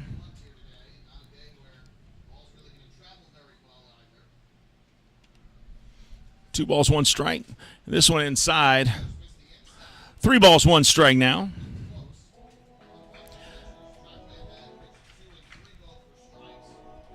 Trivia question, what number did Jordani Valdespine wear when he played for the New York Mets? What number did he wear when he played for the New York Mets? You, Davis, you'll probably know this one. 3 balls, 1 strike. Bottom of the 7th. And that one low, ball 4. So Jordani Valdespin, the former New York Mets #1 on his jersey, used to wear #1. And do you know why I asked that question, Hugh Davis? Because I think you're #1, buddy.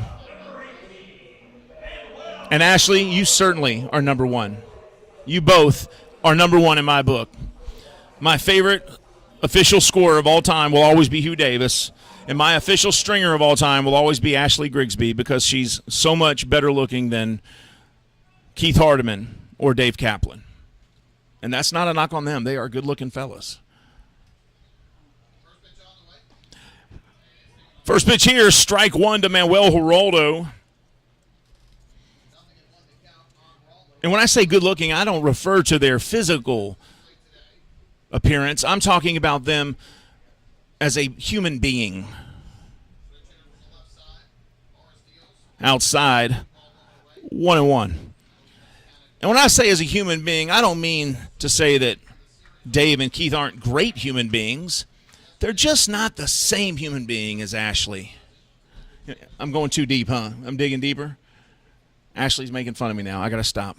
Throw over to first base there. Valdespin gets back in time.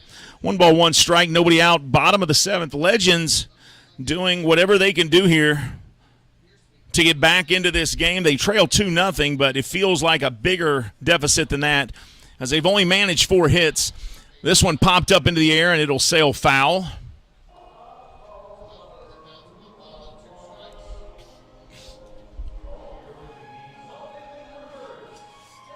Valdespin also played for the Tigers at one point, but not very long. Manuel Geraldo, 1 ball, 2 strikes on him. He's doubled today. Need to see some of that here. There's the 1-2. This one, chopped foul. Geraldo can play anywhere in the infield. He's played third base. He's played second base. Playing short.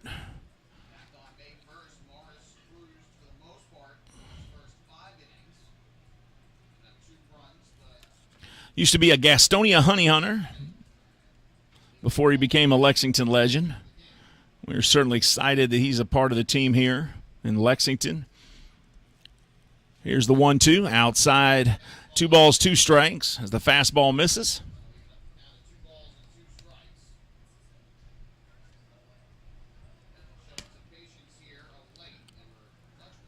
Well, I tell you what a beautiful day for baseball.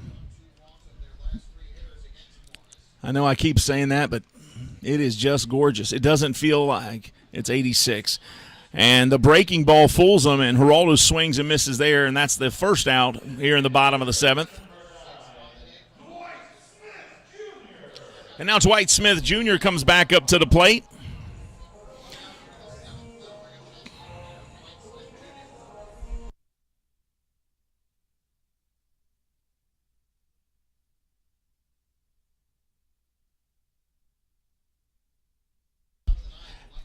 And here is Dwight Smith Jr. He struck out and grounded out to second, his first 2 plate appearances.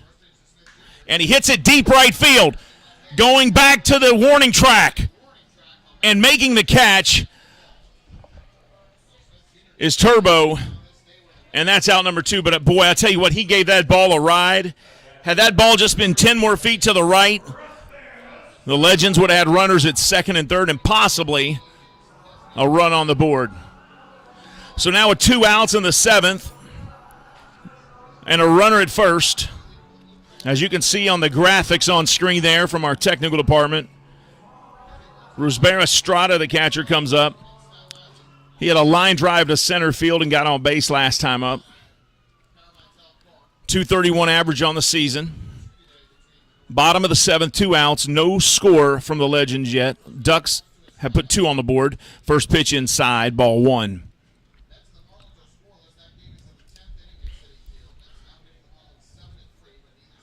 Wind blowing out to left field here in Lexington. This is the rubber match. Both teams have won 1 game each in this series. Friday night win belonged to the Ducks. Yesterday was the Legends. This one hit into left field for a base hit, and it gets in the gap between short and third. Valdespin makes it to second, And a second hit of the game here for Rusper Estrada. And now Tillman Pugh comes up for his third trip to the plate.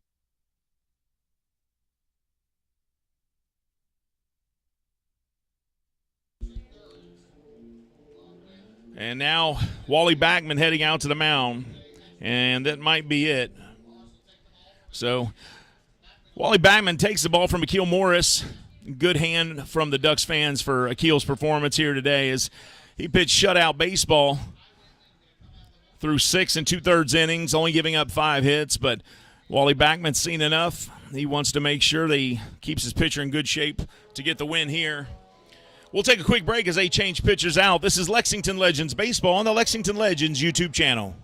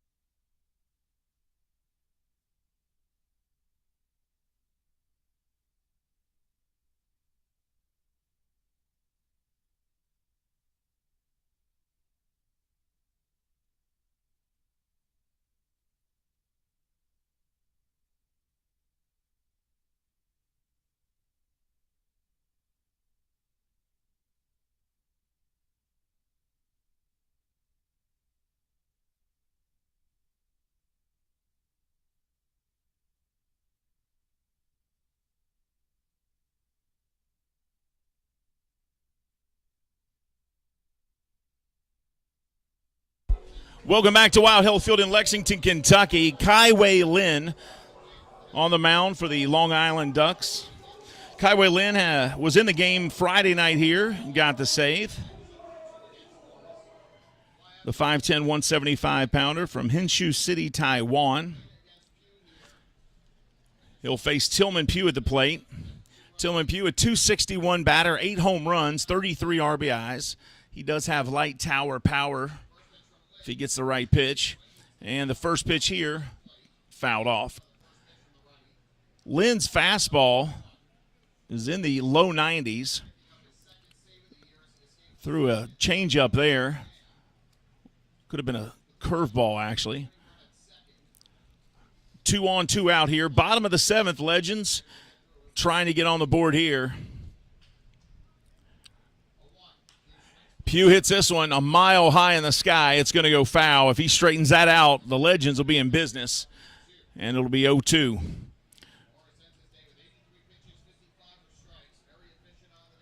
Akil Morris goes out with a 2-0 lead, but he is responsible. We can't close the book on him yet. He's responsible for the runners at first and second.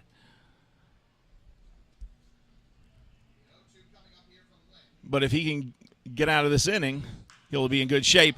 Pugh hits this one deep center field. Woodcock goes back to the warning track and makes the catch, and that'll end the inning. So Legends, again, leave runners stranded. We're headed to the 8th. The Ducks 2, the Legends nothing. This is Lexington Legends Baseball on the Lexington Legends YouTube channel.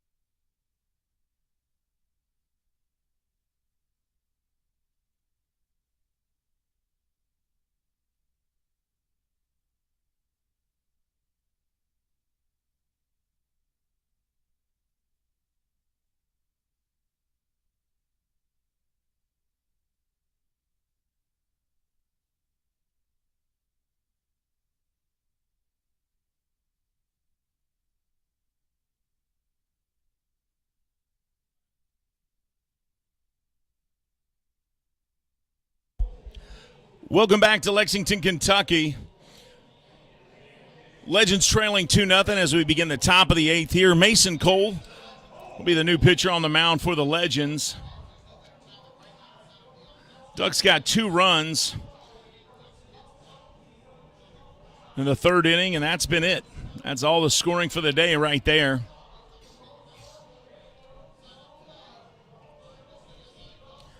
Mason Cole beginning to warm up there, and Legends took game 2 of the series. First game went to the Ducks. Ducks really stole that game Friday night as they trailed all night. Legends pitchers doing an outstanding job pitching shutout baseball. And then the top of the 9th, Dustin Woodcock hits a 2-run home run and gives them a 2-1 lead. Legends load the bases in the bottom of the 9th Friday, but can't get a runner across. And that was the final score, 2-1. Last night, the Legends up 4-0. Dustin Woodcock hits a 2-run home run, makes it a tight game, but the Legends able to close that one out, albeit the bases were loaded when they did close it out for the Ducks. And here we are, game 3, the rubber match here. Legends as a team have struck out 9 batters as a pitching staff between Geraldo and Miller. 9 strikeouts, but they trail 2-0 as we begin the 8th. And here's Alejandro De Aza, .330 batter, 5 home runs. De Aza has the only 2 RBIs of the game, and he was the one that knocked those in the 3rd inning.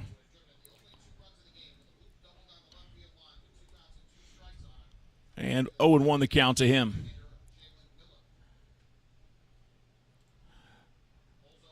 And that pitch there, and they say he went, so no balls, 2 strikes. Mason Cole ahead of the count.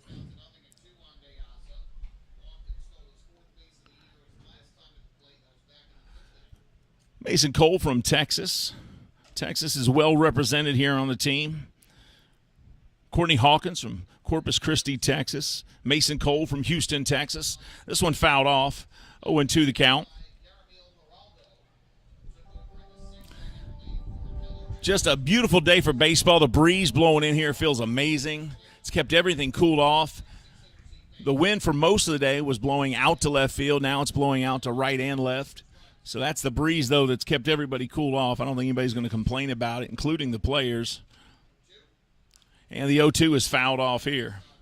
So 0-2 still for De Aza.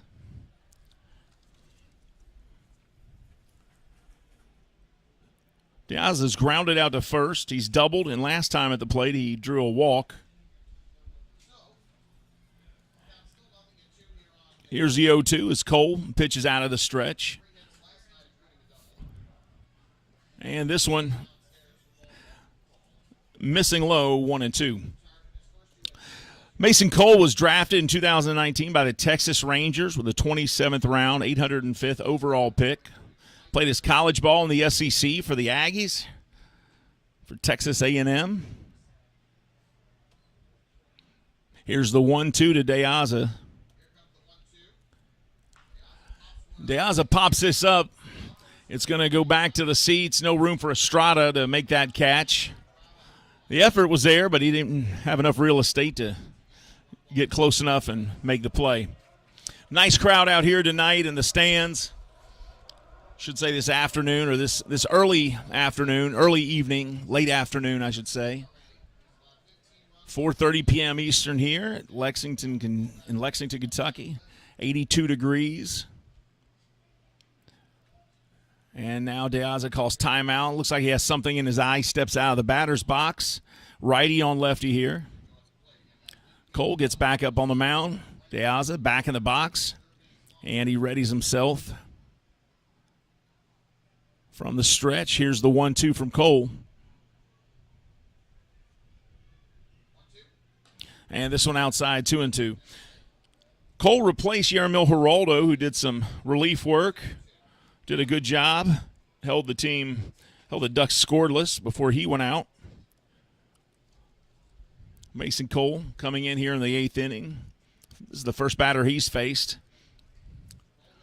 It's tough, as a manager to keep everybody happy with enough innings and enough appearances. All these guys are pros. They're all chasing something, chasing their dreams, chasing their numbers, trying to get better. So you got to give everybody a chance on the mound that needs to get innings in. And it's a juggling act. You're not just managing baseball, you're managing people. This one fouled out. Count full 3-2. Any great organization benefits from top-down leadership. It all starts at the top. If you don't have that as an organization, you're struggling. You're looking for leadership. Legends don't have that problem. They've got P.J. Phillips in there. And upstairs, that ball misses, ball 4. So De Aza gets a walk. So top of the 8th here. Ducks leading 2-0, have the leadoff batter on with a walk, and the first baseman comes back up, Sam Travis. Travis struck out his last time up. He hit the ball hard to second base his first time up, hit a line drive, but Tillman Pugh there to make the catch. And this first pitch in there for strike 1 from Mason Cole. Lots of other games in the Atlantic League today. All of those are going on as we speak. The last one to get started was Gastonia with the High Point Rockers, and they have a doubleheader today. This one inside. 1 ball, 1 strike. Genomes lost their 3rd straight as the Barnstormers sweep the series. Barnstormers won 18-5 on Friday over the Genomes. 6-1 yesterday, 10-4 today. Here's the 1-1 pitch to Travis. Swing and a miss, strike 2. Travis, a .310 batter. 8 home runs and 54 RBIs. So he's hitting for average. He does have some power when he reaches back and gets it. Second half, Legends are 2-2. Wins and losses in the second half here. Runner goes, throw down to second, and they don't get him. He's in there safe. So De Aza gets his 5th stolen base of the year. His 2nd of the day today. So we count 2 balls, 2 strikes. And De Aza taking a minute out there at second base to dust himself off and walks off the bag. Travis steps back in. He's 0 for 3 today.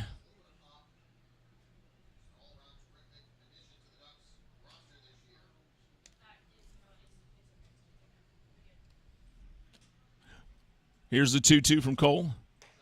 That one up top, 3-2. Now the count full. Once again, he gets ahead of the batter, and the count ends up full. So De Aza was able to draw a walk by working that count full. Travis trying to do the same thing here.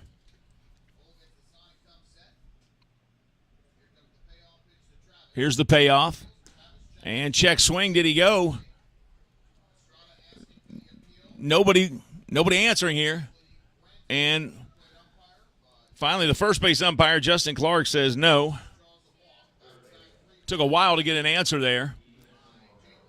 So runners at first and second. First 2 batters both getting on board with a walk. Davidson Romero, the third baseman, stepping up. He doubled his last time up. Ducks not content with this 2-run lead. They want to try to tack on a few more runs here.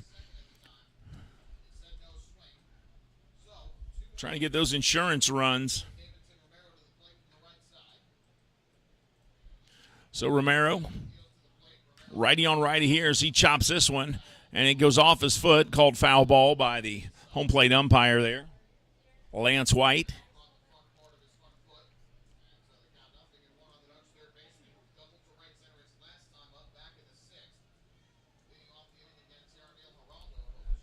Legends down to their last 6 outs.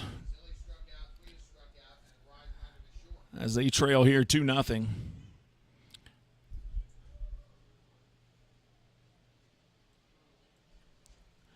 Cole from the stretch, 2 on, nobody out, top of the 8th. And this one outside, 1-1 the count.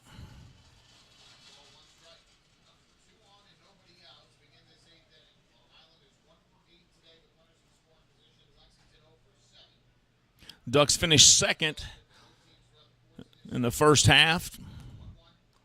This one, check swing foul, goes back to the net. 1 ball, 2 strikes. Ducks finished second in the first half to the South Maryland Blue Crabs in the North Division. South Maryland just absolutely ran away with it. They won the first half by 12 games over the Ducks. Ducks finished 6 over 500. Second half, Ducks are 1-3. Legends 2-2. Cole kicks and fires, and this one fouled off as well. Count stays 1-2. Gastonia 4-0 to begin the second half. They won the South Division in the first half.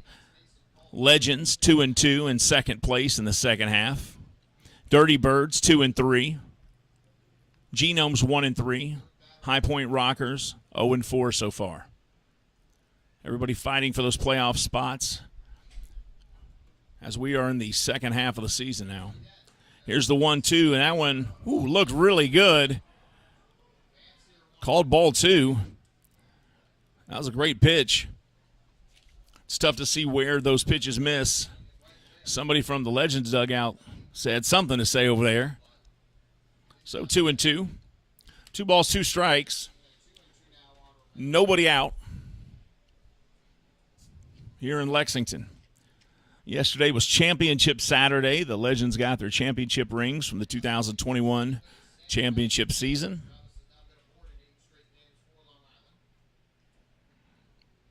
Here's the 2-2. He kicks and fires this one outside, 3-2.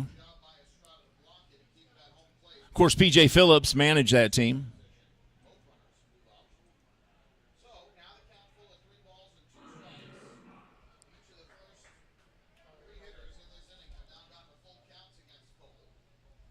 Three balls, 2 strikes. Those players got his championship rings yesterday. Excited about that. P.J. Phillips brought all the team members out, even the ones that were no longer with the Legends. And the 3-2 popped up high into the air. Tillman Pugh goes back into shallow center field and makes the catch. And that's out number 1 here in the 8th inning. Some of the guys that were no longer on the team made it out to get their rings from Andy Shea and P.J. Phillips, the manager, including his brother, Brandon.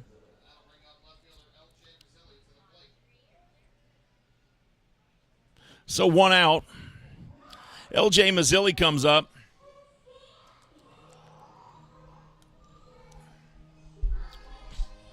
L.J. Mazzilli struggling today at the plate. He struck out all 3 times. Mason Cole hopes that trend continues as he lines up. Right hand on right hand here. Swing and a miss here as Cole throws that changeup 81 miles an hour and has him way ahead of that pitch. 2 on, 1 out here, top of the 8th in Lexington. As you can see those graphics, the yellow, when those bases are lit up yellow, that means there's somebody on that base. If the base is black, it is empty. There's nobody on board. This pitch here hits the outside corner, and it's 0-2. So Cole finding his marks now, settling down here a little bit. First 2 batters work the count full.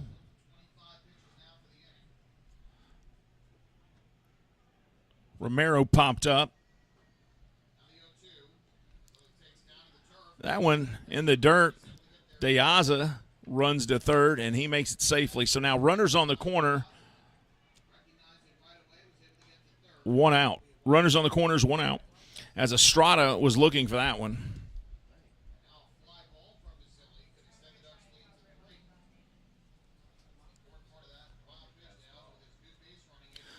0-2 count, runners at first and third, 1 out. Cole from the stretch, checks his runner, now steps off.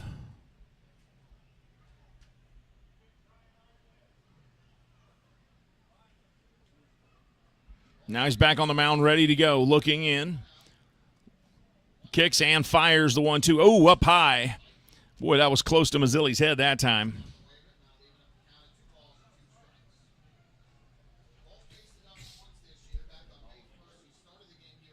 Two and two, one out. Legends trying to get the series win here today. They've trailed since the third inning. But it ain't over until it's over. Swing and a miss here, and Mazzilli goes down for the fourth time on strikes swinging. So, 2 outs now for the Ducks. 2 on, and Vladimir Frias comes back up for his fourth trip to the plate. Frias walked. He doubled to right field, and last time up he struck out looking.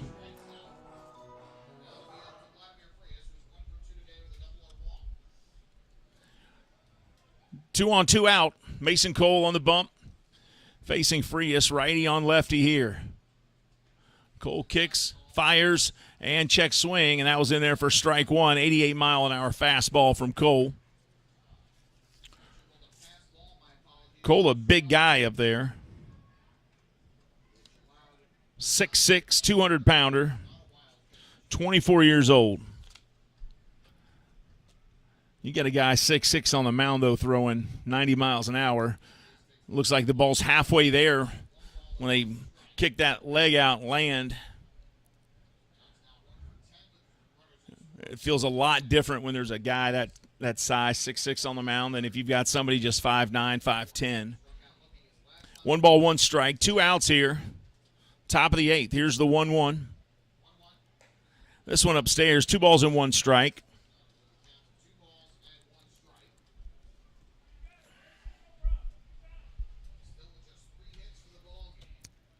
First Guard Fence Company, one of our supporters of Lexington Legends Baseball.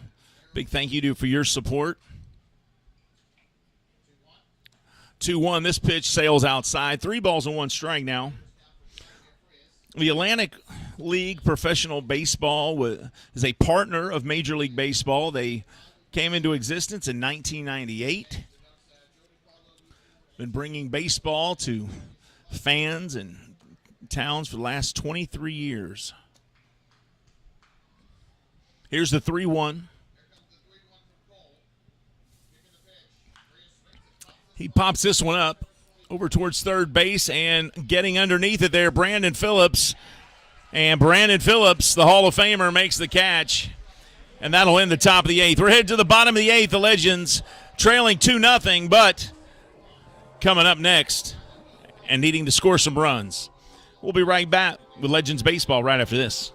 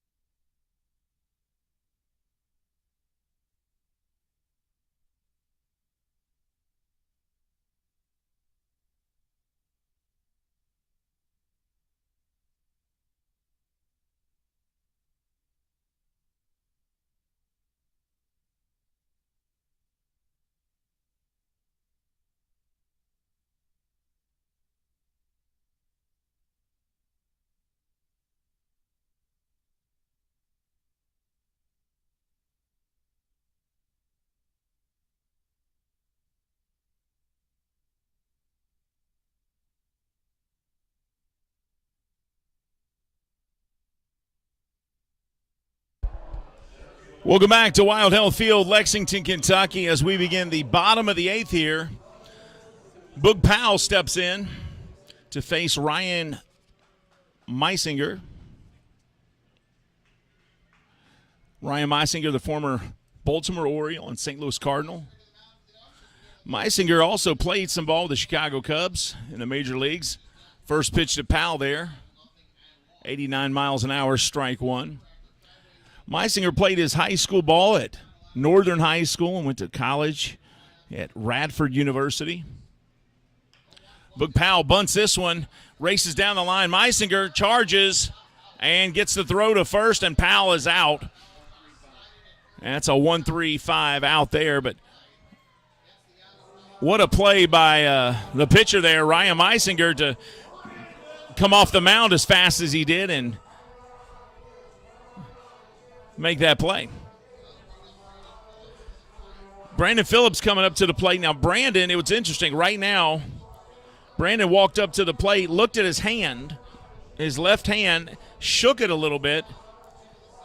And it's funny because yesterday we didn't think we'd see him today. He got hit on that hand last time at the plate, went out of the game, was replaced by Cesar Cuevas. Happy birthday to Cesar Cuevas, by the way. And then Phillips didn't come back in the game. And first pitch, he line drives it into center field. So if that hand is hurt, you couldn't tell that time as he gets on base with a single.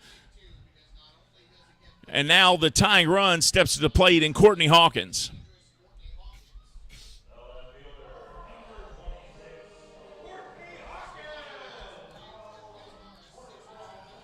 The number he's wearing on his jersey represents also the number of home runs he's hit this season, as the native of Corpus Christi, Texas, steps in.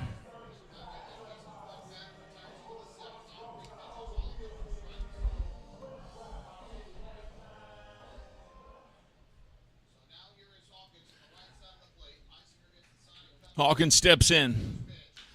And the first pitch, Hawkins rips it foul down the third base side. Hawkins 6'3", 250 pounds. Leads the Atlantic League in home runs. It's gone back and forth a couple times, but he's got a 2-home run lead now in that department. .312 batter, 67 RBIs for Hawkins. He's the tying run at the plate. A swing and a miss here, and now quickly the count 0-2. Bottom of the 8th here, 1 out on the Legends as they try to put some runs on the board here.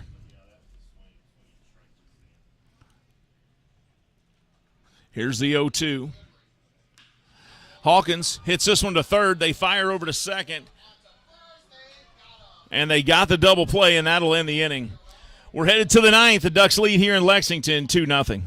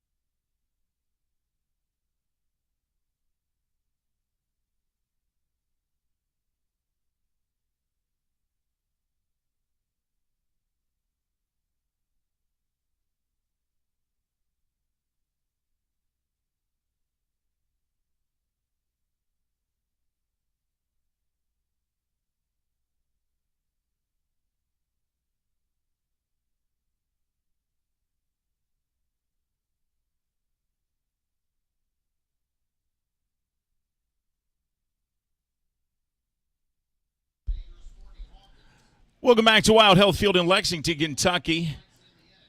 New pitcher on the mound for the Legends. That's Henry Owens, 6'6", 220, from Orange, California.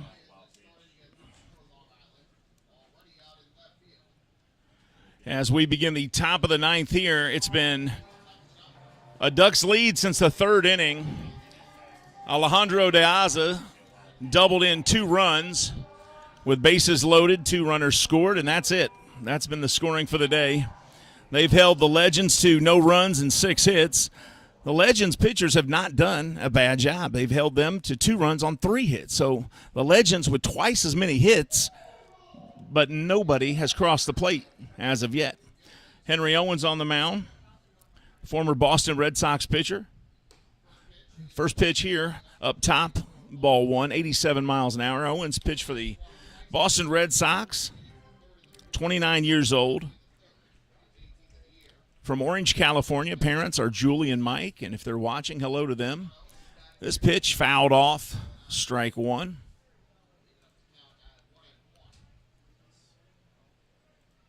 One ball, 1 strike. Austin Rye at the plate, 206 batter, 3 home runs, 23 RBIs. This one outside. 2 balls, 1 strike.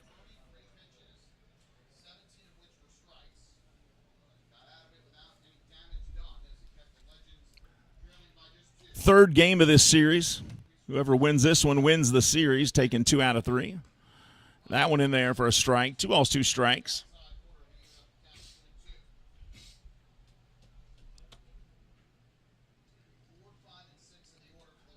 Legends say thank you to all the viewers tuned in on the YouTube live channel watching today. Thank you for tuning in. Here's the 2-2. This one outside. 3 balls, 2 strikes. Austin Rye has walked a couple times today. Can he do it again? Trying to get on board here. Swing and a miss. Struck out, headed to first. And they just get him at first base. If he would have made that, he would have been on first with a single. But they made the Legends work for that one. So 1 out here, top of the 9th.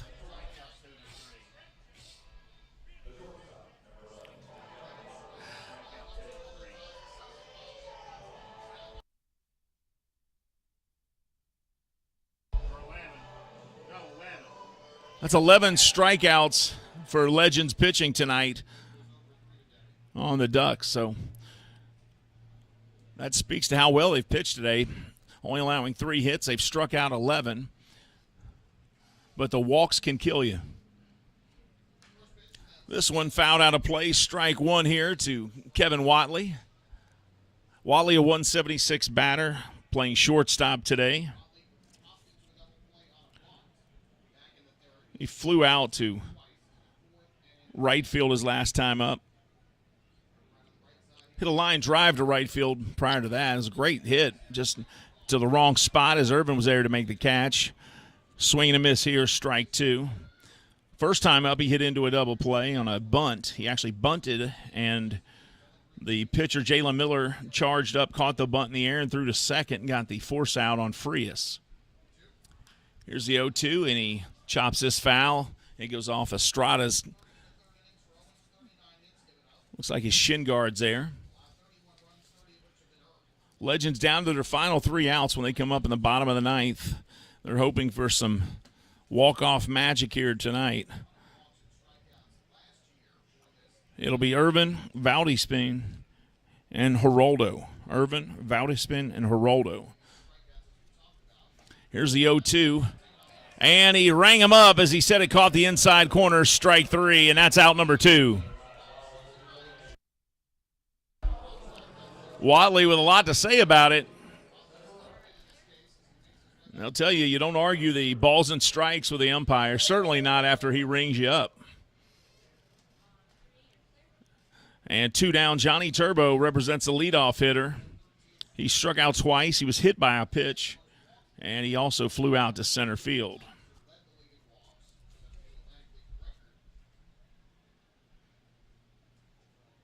From the stretch, Owens kicks and fires, and this one fouled back, strike one. Owens ahead of every batter he's faced so far. Getting those first pitch strikes are important.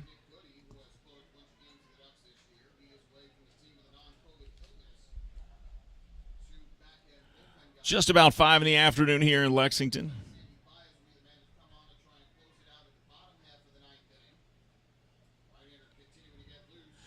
Here's the 0-1 to Turbo. 2 outs, top of the ninth. Owens kicks, fires. Turbo hits this one. Center field, Boog Powell comes up, makes the grab, and that's it. 1, 2, 3. We're headed to the bottom of the ninth in Lexington, folks. The Legends down 2-0. Is it going to be walk-off magic in Lexington? We're about to find out. We'll be right back with more Legends baseball right after this.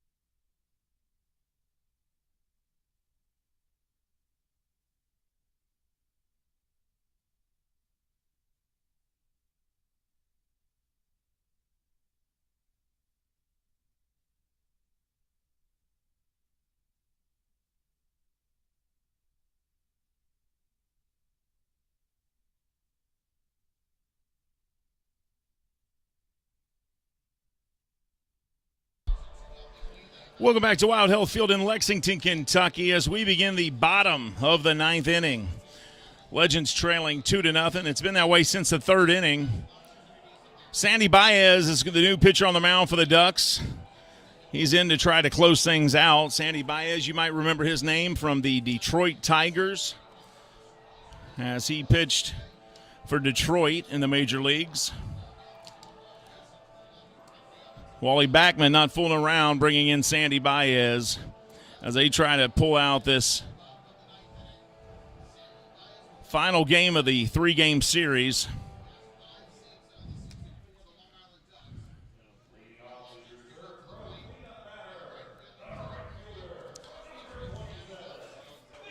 Sandy Baez, 6'2", from the Dominican Republic.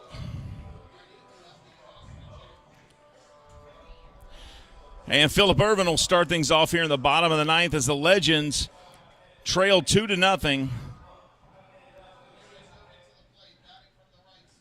Ervin today 0 for 3. He's hit the ball every time, just not in the right spot to get the hit. Here's the first pitch from Baez. He kicks and fires. And that's in there for strike one. 91 miles an hour from Baez.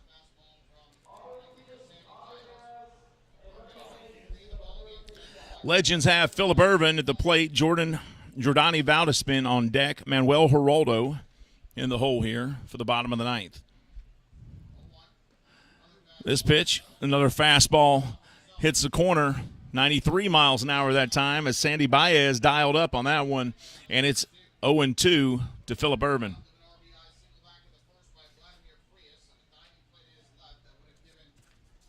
Here's the 0-2.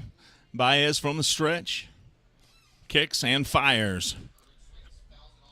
Ervin stays alive, fouling this fastball out of play. That one 94 miles an hour from Baez. Count stays at 0-2.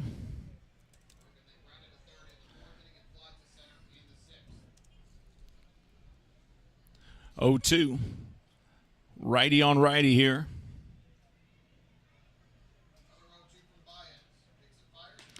This one outside, 1 ball and 2 strikes.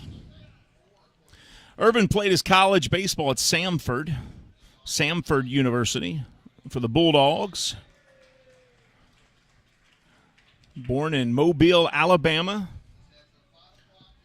1 ball, 2 strikes. He also played for the Cincinnati Reds and the Seattle Mariners. Looking at a 1-2 here from Baez. Outside, 2 balls, 2 strikes. Good eye there as he holds off on trying to swing at that slider there.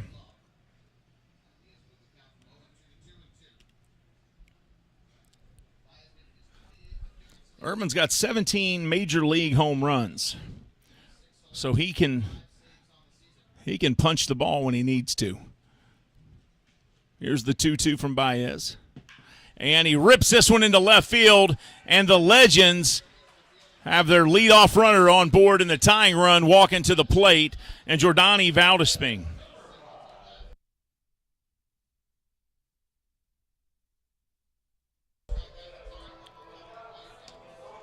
So Jordani steps in again today.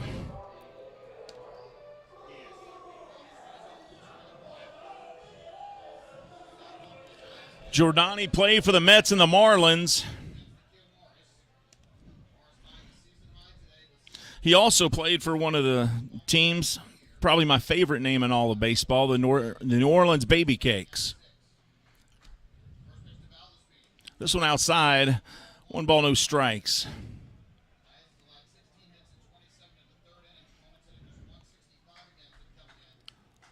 Jordani from the Dominican Republic, born December 23rd, 1987. 1 ball, no strikes. As you see our new graphics there at the bottom of the screen. Yellow means there's somebody on first. This one outside. 2 balls, no strikes. Legends have trailed all day since the 3rd inning. And they're looking to steal this one and try to pay back the Ducks for stealing the game Friday night. Legends led all game until the 9th and ended up dropping it 2-1. They're hoping to return the favor here as they trail all day to the 9th. This one up top missing. 3 balls, no strikes to Jordani. 1 on, nobody out, and a 3-0 count. As a Lexington legend, Jordani does not have a home run yet. He had 15 as a major leaguer. Be great to see him get his first one as a Lexington legend right here. This one, taking that pitch, fastball inside, strike 1. So 3 balls and 1 strike.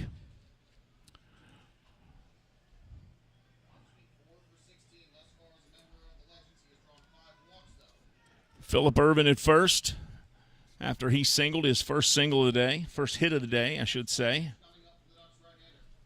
Here's the 3-1. Baez checks his runner, now kicks and fires.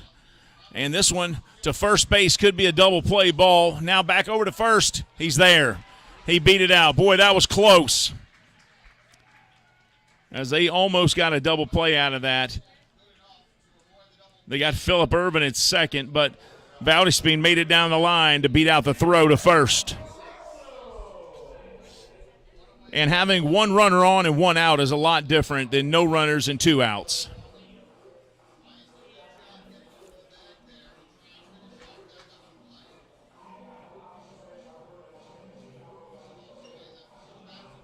So Jordani reaches on the fielder's choice, and now Manuel Geraldo comes up. He doubled his first time at the plate.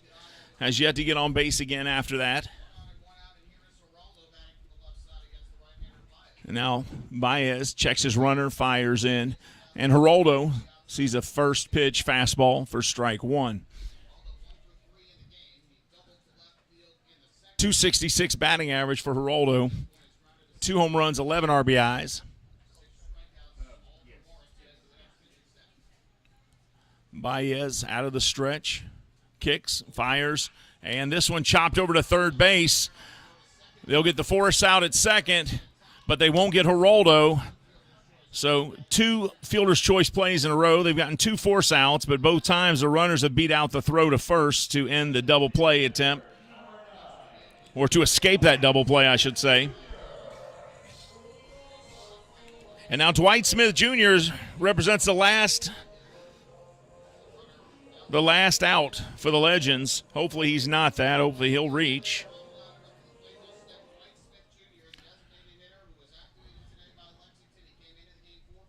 So Dwight Smith steps in, and they need his bat here as they have 1 on, 2 outs, bottom of the 9th.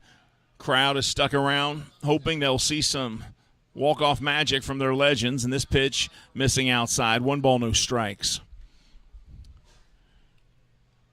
Dwight Smith Jr. activated today for the Legends. He's 0 for 3 today. He's flown out, he's grounded out, he's struck out. This one, a little too inside there, misses the corner. 2 balls, no strikes.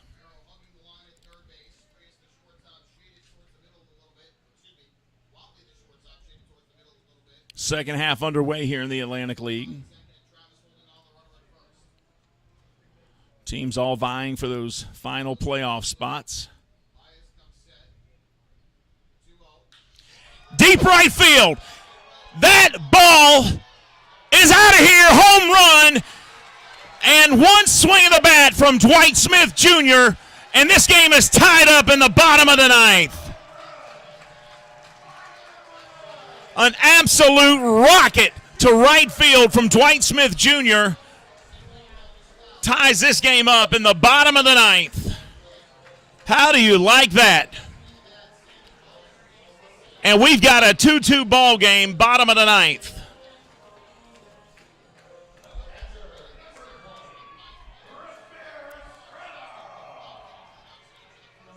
And now the catcher for the Legends, Rusper Estrada, comes back up to the plate. What a rocket shot by Dwight Smith Jr. I mean, an absolute rocket of a shot. Clears the Pepsi party deck out in right field. And the first pitch to Estrada, he swings and misses on the changeup. 75 miles an hour out ahead of that one. You know, it's the pitchers change out quite a bit during the final innings of a game because the batters talk to each other. You know, what do you look for? What is he throwing? What should I look for up there at the plate? This one a fastball, missing low 93. And they talk, and the managers know that. They talk to each other, so they tell each other, hey, this is what he's going to throw. He throws this. So as the next batter comes up, the more you see the pitcher, the more you can figure out what he's going to throw. 1 ball, 1 strike. This one hit deep right field, going towards the foul pole, and out of play there. And, boy, that really stirred up some excitement in the ballpark there, as well as Estrada. 286 batting average, no home runs yet, but, boy, he came close there as that one sailed foul down the right side and just a little bit right of the foul pole. Sandy Baez looking in. 1 ball, 2 strikes. He was 1 out away from the save, and now it's tied up. And this one, they'll ring up Estrada, strike 3. But the Legends do what they had to do here, and we're headed to the 10th inning. Lexington Legends 2, Long Island Ducks 2. We're headed to the 10th, folks. This is Legends Baseball. Stick around. You don't want to miss the ending. We'll be back right after this.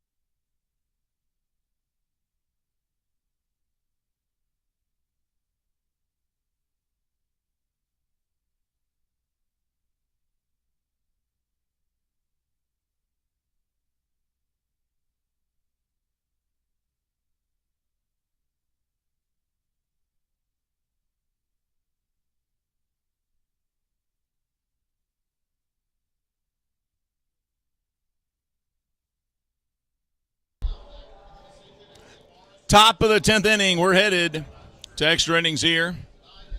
Free baseball, everybody. Free baseball.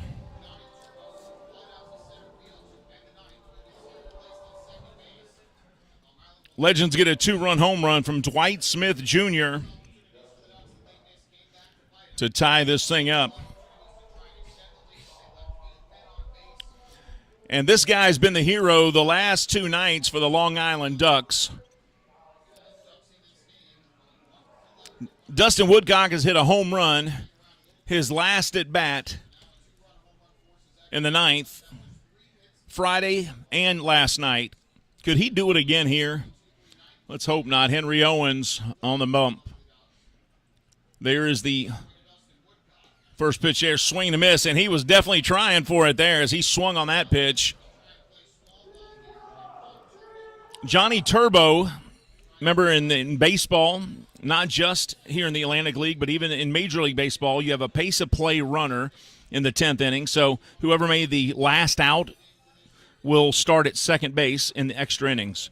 0-1 the count on Woodcock. This one pops up, and it's going to sail foul. No balls, 2 strikes.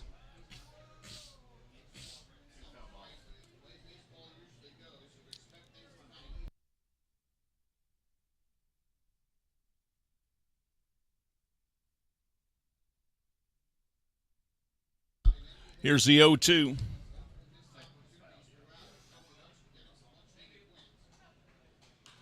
And he hits this one deep left field, going back to the wall and making the catch is Courtney Hawkins, and tries for the double play there and almost got it as Hawkins threw a rocket over to second to try and get the pace of play runner out, and there's 1 out. They have brought desserts over. I love you. Thank you so much for that. That looks delicious. So 1 out here, top of the 10th. Johnny Turbo, the pace of play runner, at second base. Dustin Woodcock flies out to Courtney Hawkins in left field.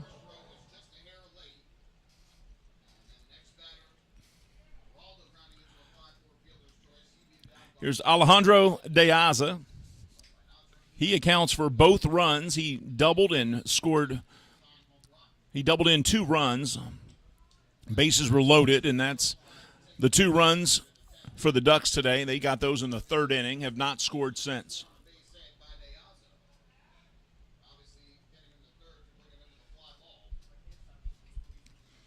First pitch to him. Little check swing, curveball, misses. And it's 1-0. Legends tie this up. Just an improbable tie here. Legends couldn't score through 8 innings, 8 2/3 innings, and then down to their last out, a 2-run home run by Dwight Smith Jr. ties it up. This pitch in there for a strike, 89-mile-an-hour fastball from Owens. Lefty on lefty here.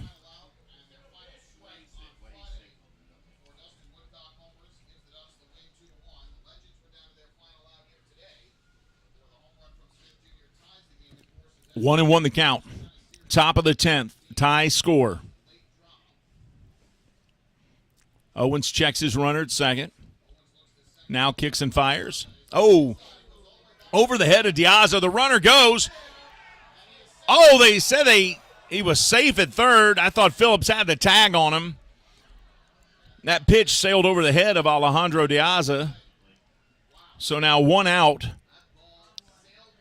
Runner at third, as Turbo represents the go-ahead run for the Ducks with 1 out here and a 2-1 count on De Aza. De Aza, not arguably, but without a doubt, the best batter on the team. .330 average this season, 34 RBIs.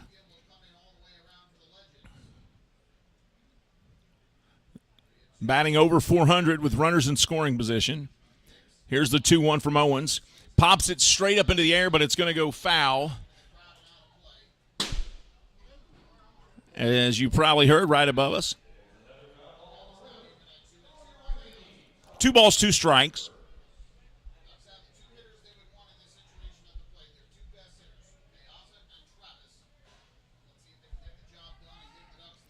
This is the ever-important second out with a runner in scoring position.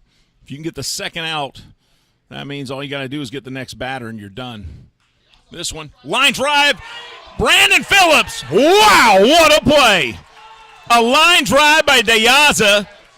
Brandon Phillips leaps to his right, catches the ball, and while he's falling, tags the runner. Folks, that was a big league play out of a future Hall of Famer right there. Brandon Phillips, that is the magic that they got used to in Cincinnati as ho-hum, because it was so often Brandon Phillips making those kind of plays, and I don't know that there's another player I've ever seen make that play at third base. That might have been the first time I've ever seen a line drive to the third baseman, and while he's in the air, catches it and falls and tags the runner at third. What a way to end the 10th inning, the top of the 10th. We're headed to the bottom of the 10th. Legends coming up. We got a tie game, folks.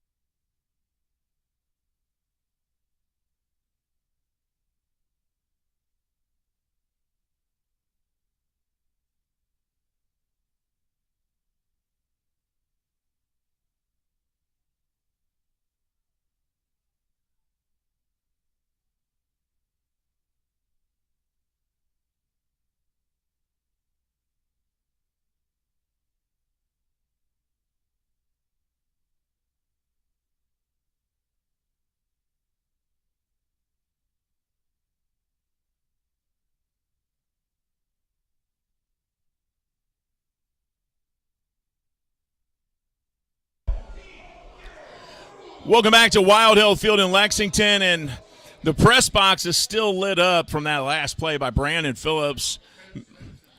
Everybody up here talking about it, reliving it. Some people are up here acting out the play. But that's what happens when you get an electric play like that. I mean, unbelievable. So the pace of play runner is on board. And now at the plate, Tillman Pugh. Sandy Baez still pitching. That's TK Kuntz is going to be a substitution into the game as the pace of play runner. So Estrada will be substituted out since Kuntz has come in. Here's the 1-0 to Pugh as he shows bunt, and he fouls this back. 1-1.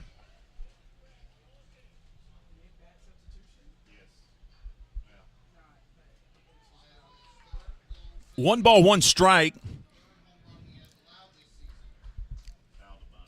TK Kuntz at second base replaced the catcher Estrada as the pace of play runner. Nice bunt here, but it's going to go foul by Tillman Pugh. So 1 ball, 2 strikes, and boy, I tell you what, that was awful close to being a perfect bunt as it just gets over that foul line as it heads to third base. I wish I had a good copy of that play by Phillips, because I would tweet that out and post it on Facebook and everywhere I could. That was unreal. And he did that with a sore hand, too. So he was hit on that left hand. So that was the hand he caught the ball with and made the tag with. Sandy Baez on the mound. No outs. Bottom of the 10th here in Lexington. Checks his runner, now kicks and fires.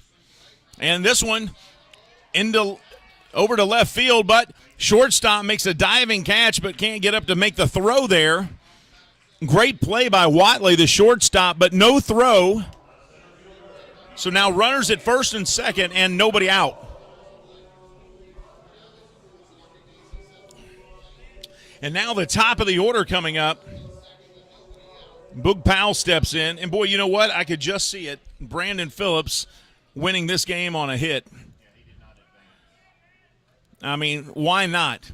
The guy saved a run there. Here's Powell. First pitch to Powell. He shows bunt. Ball one.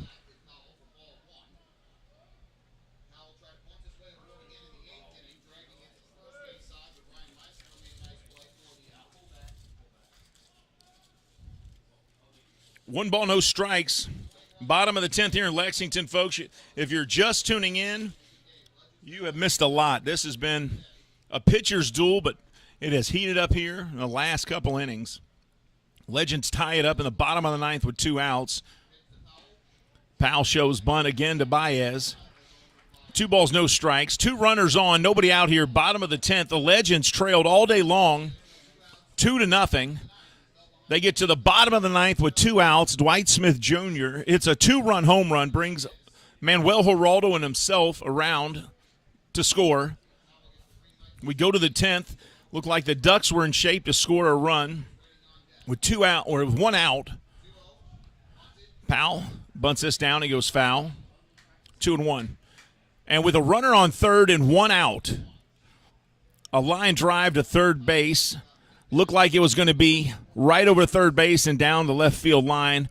A diving Brandon Phillips makes a catch, and as he's falling, tags the runner who's trying to get back to third and makes a double play.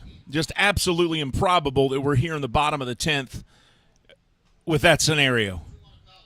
Powell puts down the bunt. The runner gets to third. He did his job, and he's safe.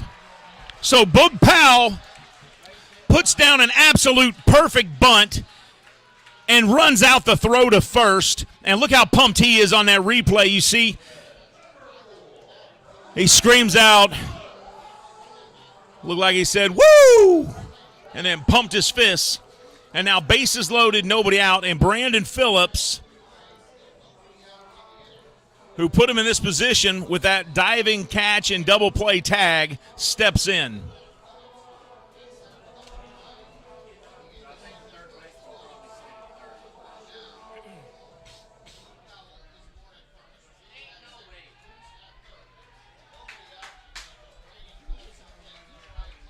Now the crowd getting a little loud here, yelling BP. Ashley, I'll just say it. BP, are you with me? Oh, yeah. Swing and a miss here. First pitch, strike 1 to BP.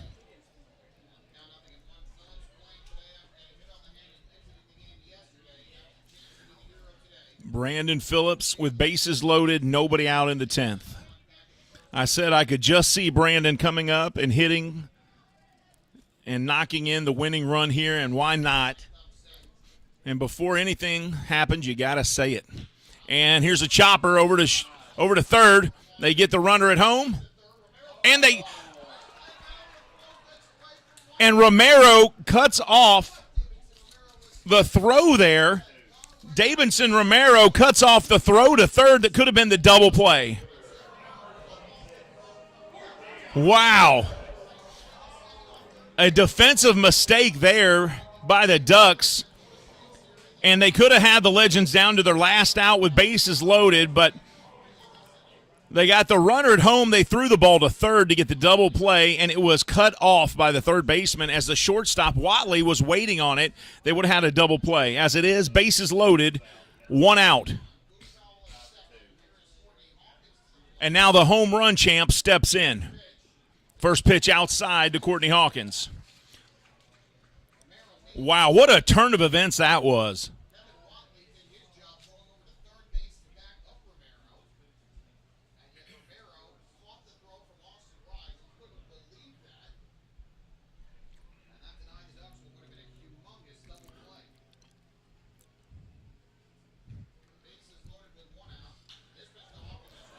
This one is crushed, and it's going to sail foul. If he straightens that out,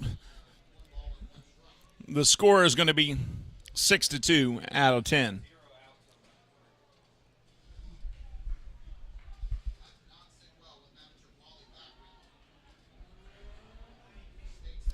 One ball, two strikes, one out.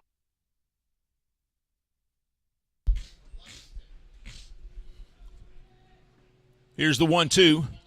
Courtney rips this one foul. Kaiwei Lin catches that ball, the pitcher, showing he's got some skills. And look at that, throws it into the stands and gives somebody a souvenir. That's what I love about visiting teams, whether they're visiting or whether they're home. Atlantic League players appreciate their fans. They always grab the ball and throw it to a fan in the stands for a souvenir. Makes the kids want to come back. One ball, two strikes, one out. Bottom of the 10th, bases loaded for Courtney Hawkins. Here's the 1-2. Little check swing, swing. Runner comes into home. He's safe. And this game is over. I don't know that he beat that out. But he may not have had his foot on the plate there. Wally Backman comes out. The Legends are celebrating because that is the series win for them as they win 2 out of 3 here. And this game is over, and the umpires are not even going to discuss it. As the home plate umpire is walking off the field, that's Lance White. And the Legends win 3-2 in the bottom of the 10th. Thanks to an swing from Courtney Hawkins, a guy that normally would end a game with a 450-foot shot, just gives a little check swing, and that was enough to end this game here in Lexington. Your final score, the Lexington Legends 3, the Long Island Ducks 2, and the catcher for the Ducks throws the ball against the backstop there and really upset, and maybe he's got a reason to be. But the final score today here in Lexington, the Long Island Ducks, 2 runs on 3 hits, no errors. Your Lexington Legends, 3 runs, 11 hits, no errors. Final score, Lexington Legends 3, Long Island Ducks 2. And what a finish to this game, folks. I mean, absolutely improbable that Lexington was going to win this game if you would have tuned in at any point until the 9th inning. Wow, what a finish. Today's a special day because the kids here in the stands get to go down on the field and run the bases, and they get autographs from the players, and they get to take a picture and get an autograph from their favorite Lexington Legend. So the Legends get 2 out of 3, and they take the series from the Long Island Ducks and send them home on a 2-game losing streak. Legends now with a 2-game winning streak. Their record in the second half moves to 3-2. The Ducks' second half record goes to 1-4. For our official scorer, Hugh Davis, our stringer today was Ashley Grigsby. Our DJ was Will Painter. Bill Sally was our public address announcer. Special thank you to Aiden Mills, who had the home plate camera. Sam Wallace-Smith was our roving camera operator. Bill Sally was the public address announcer. Our technical director was Judith Drake. Maddie Robinson on replay. I'm Steve Tressler. Final score here in Lexington, Lexington Legends 3, Long Island Ducks 2. That's a final, folks. Thanks for tuning in to Lexington Legends Baseball. We'll see you tomorrow with more Lexington Legends Baseball. That's all for this time. Until next time, have a great time, everybody. Thanks for tuning in, and go Legends.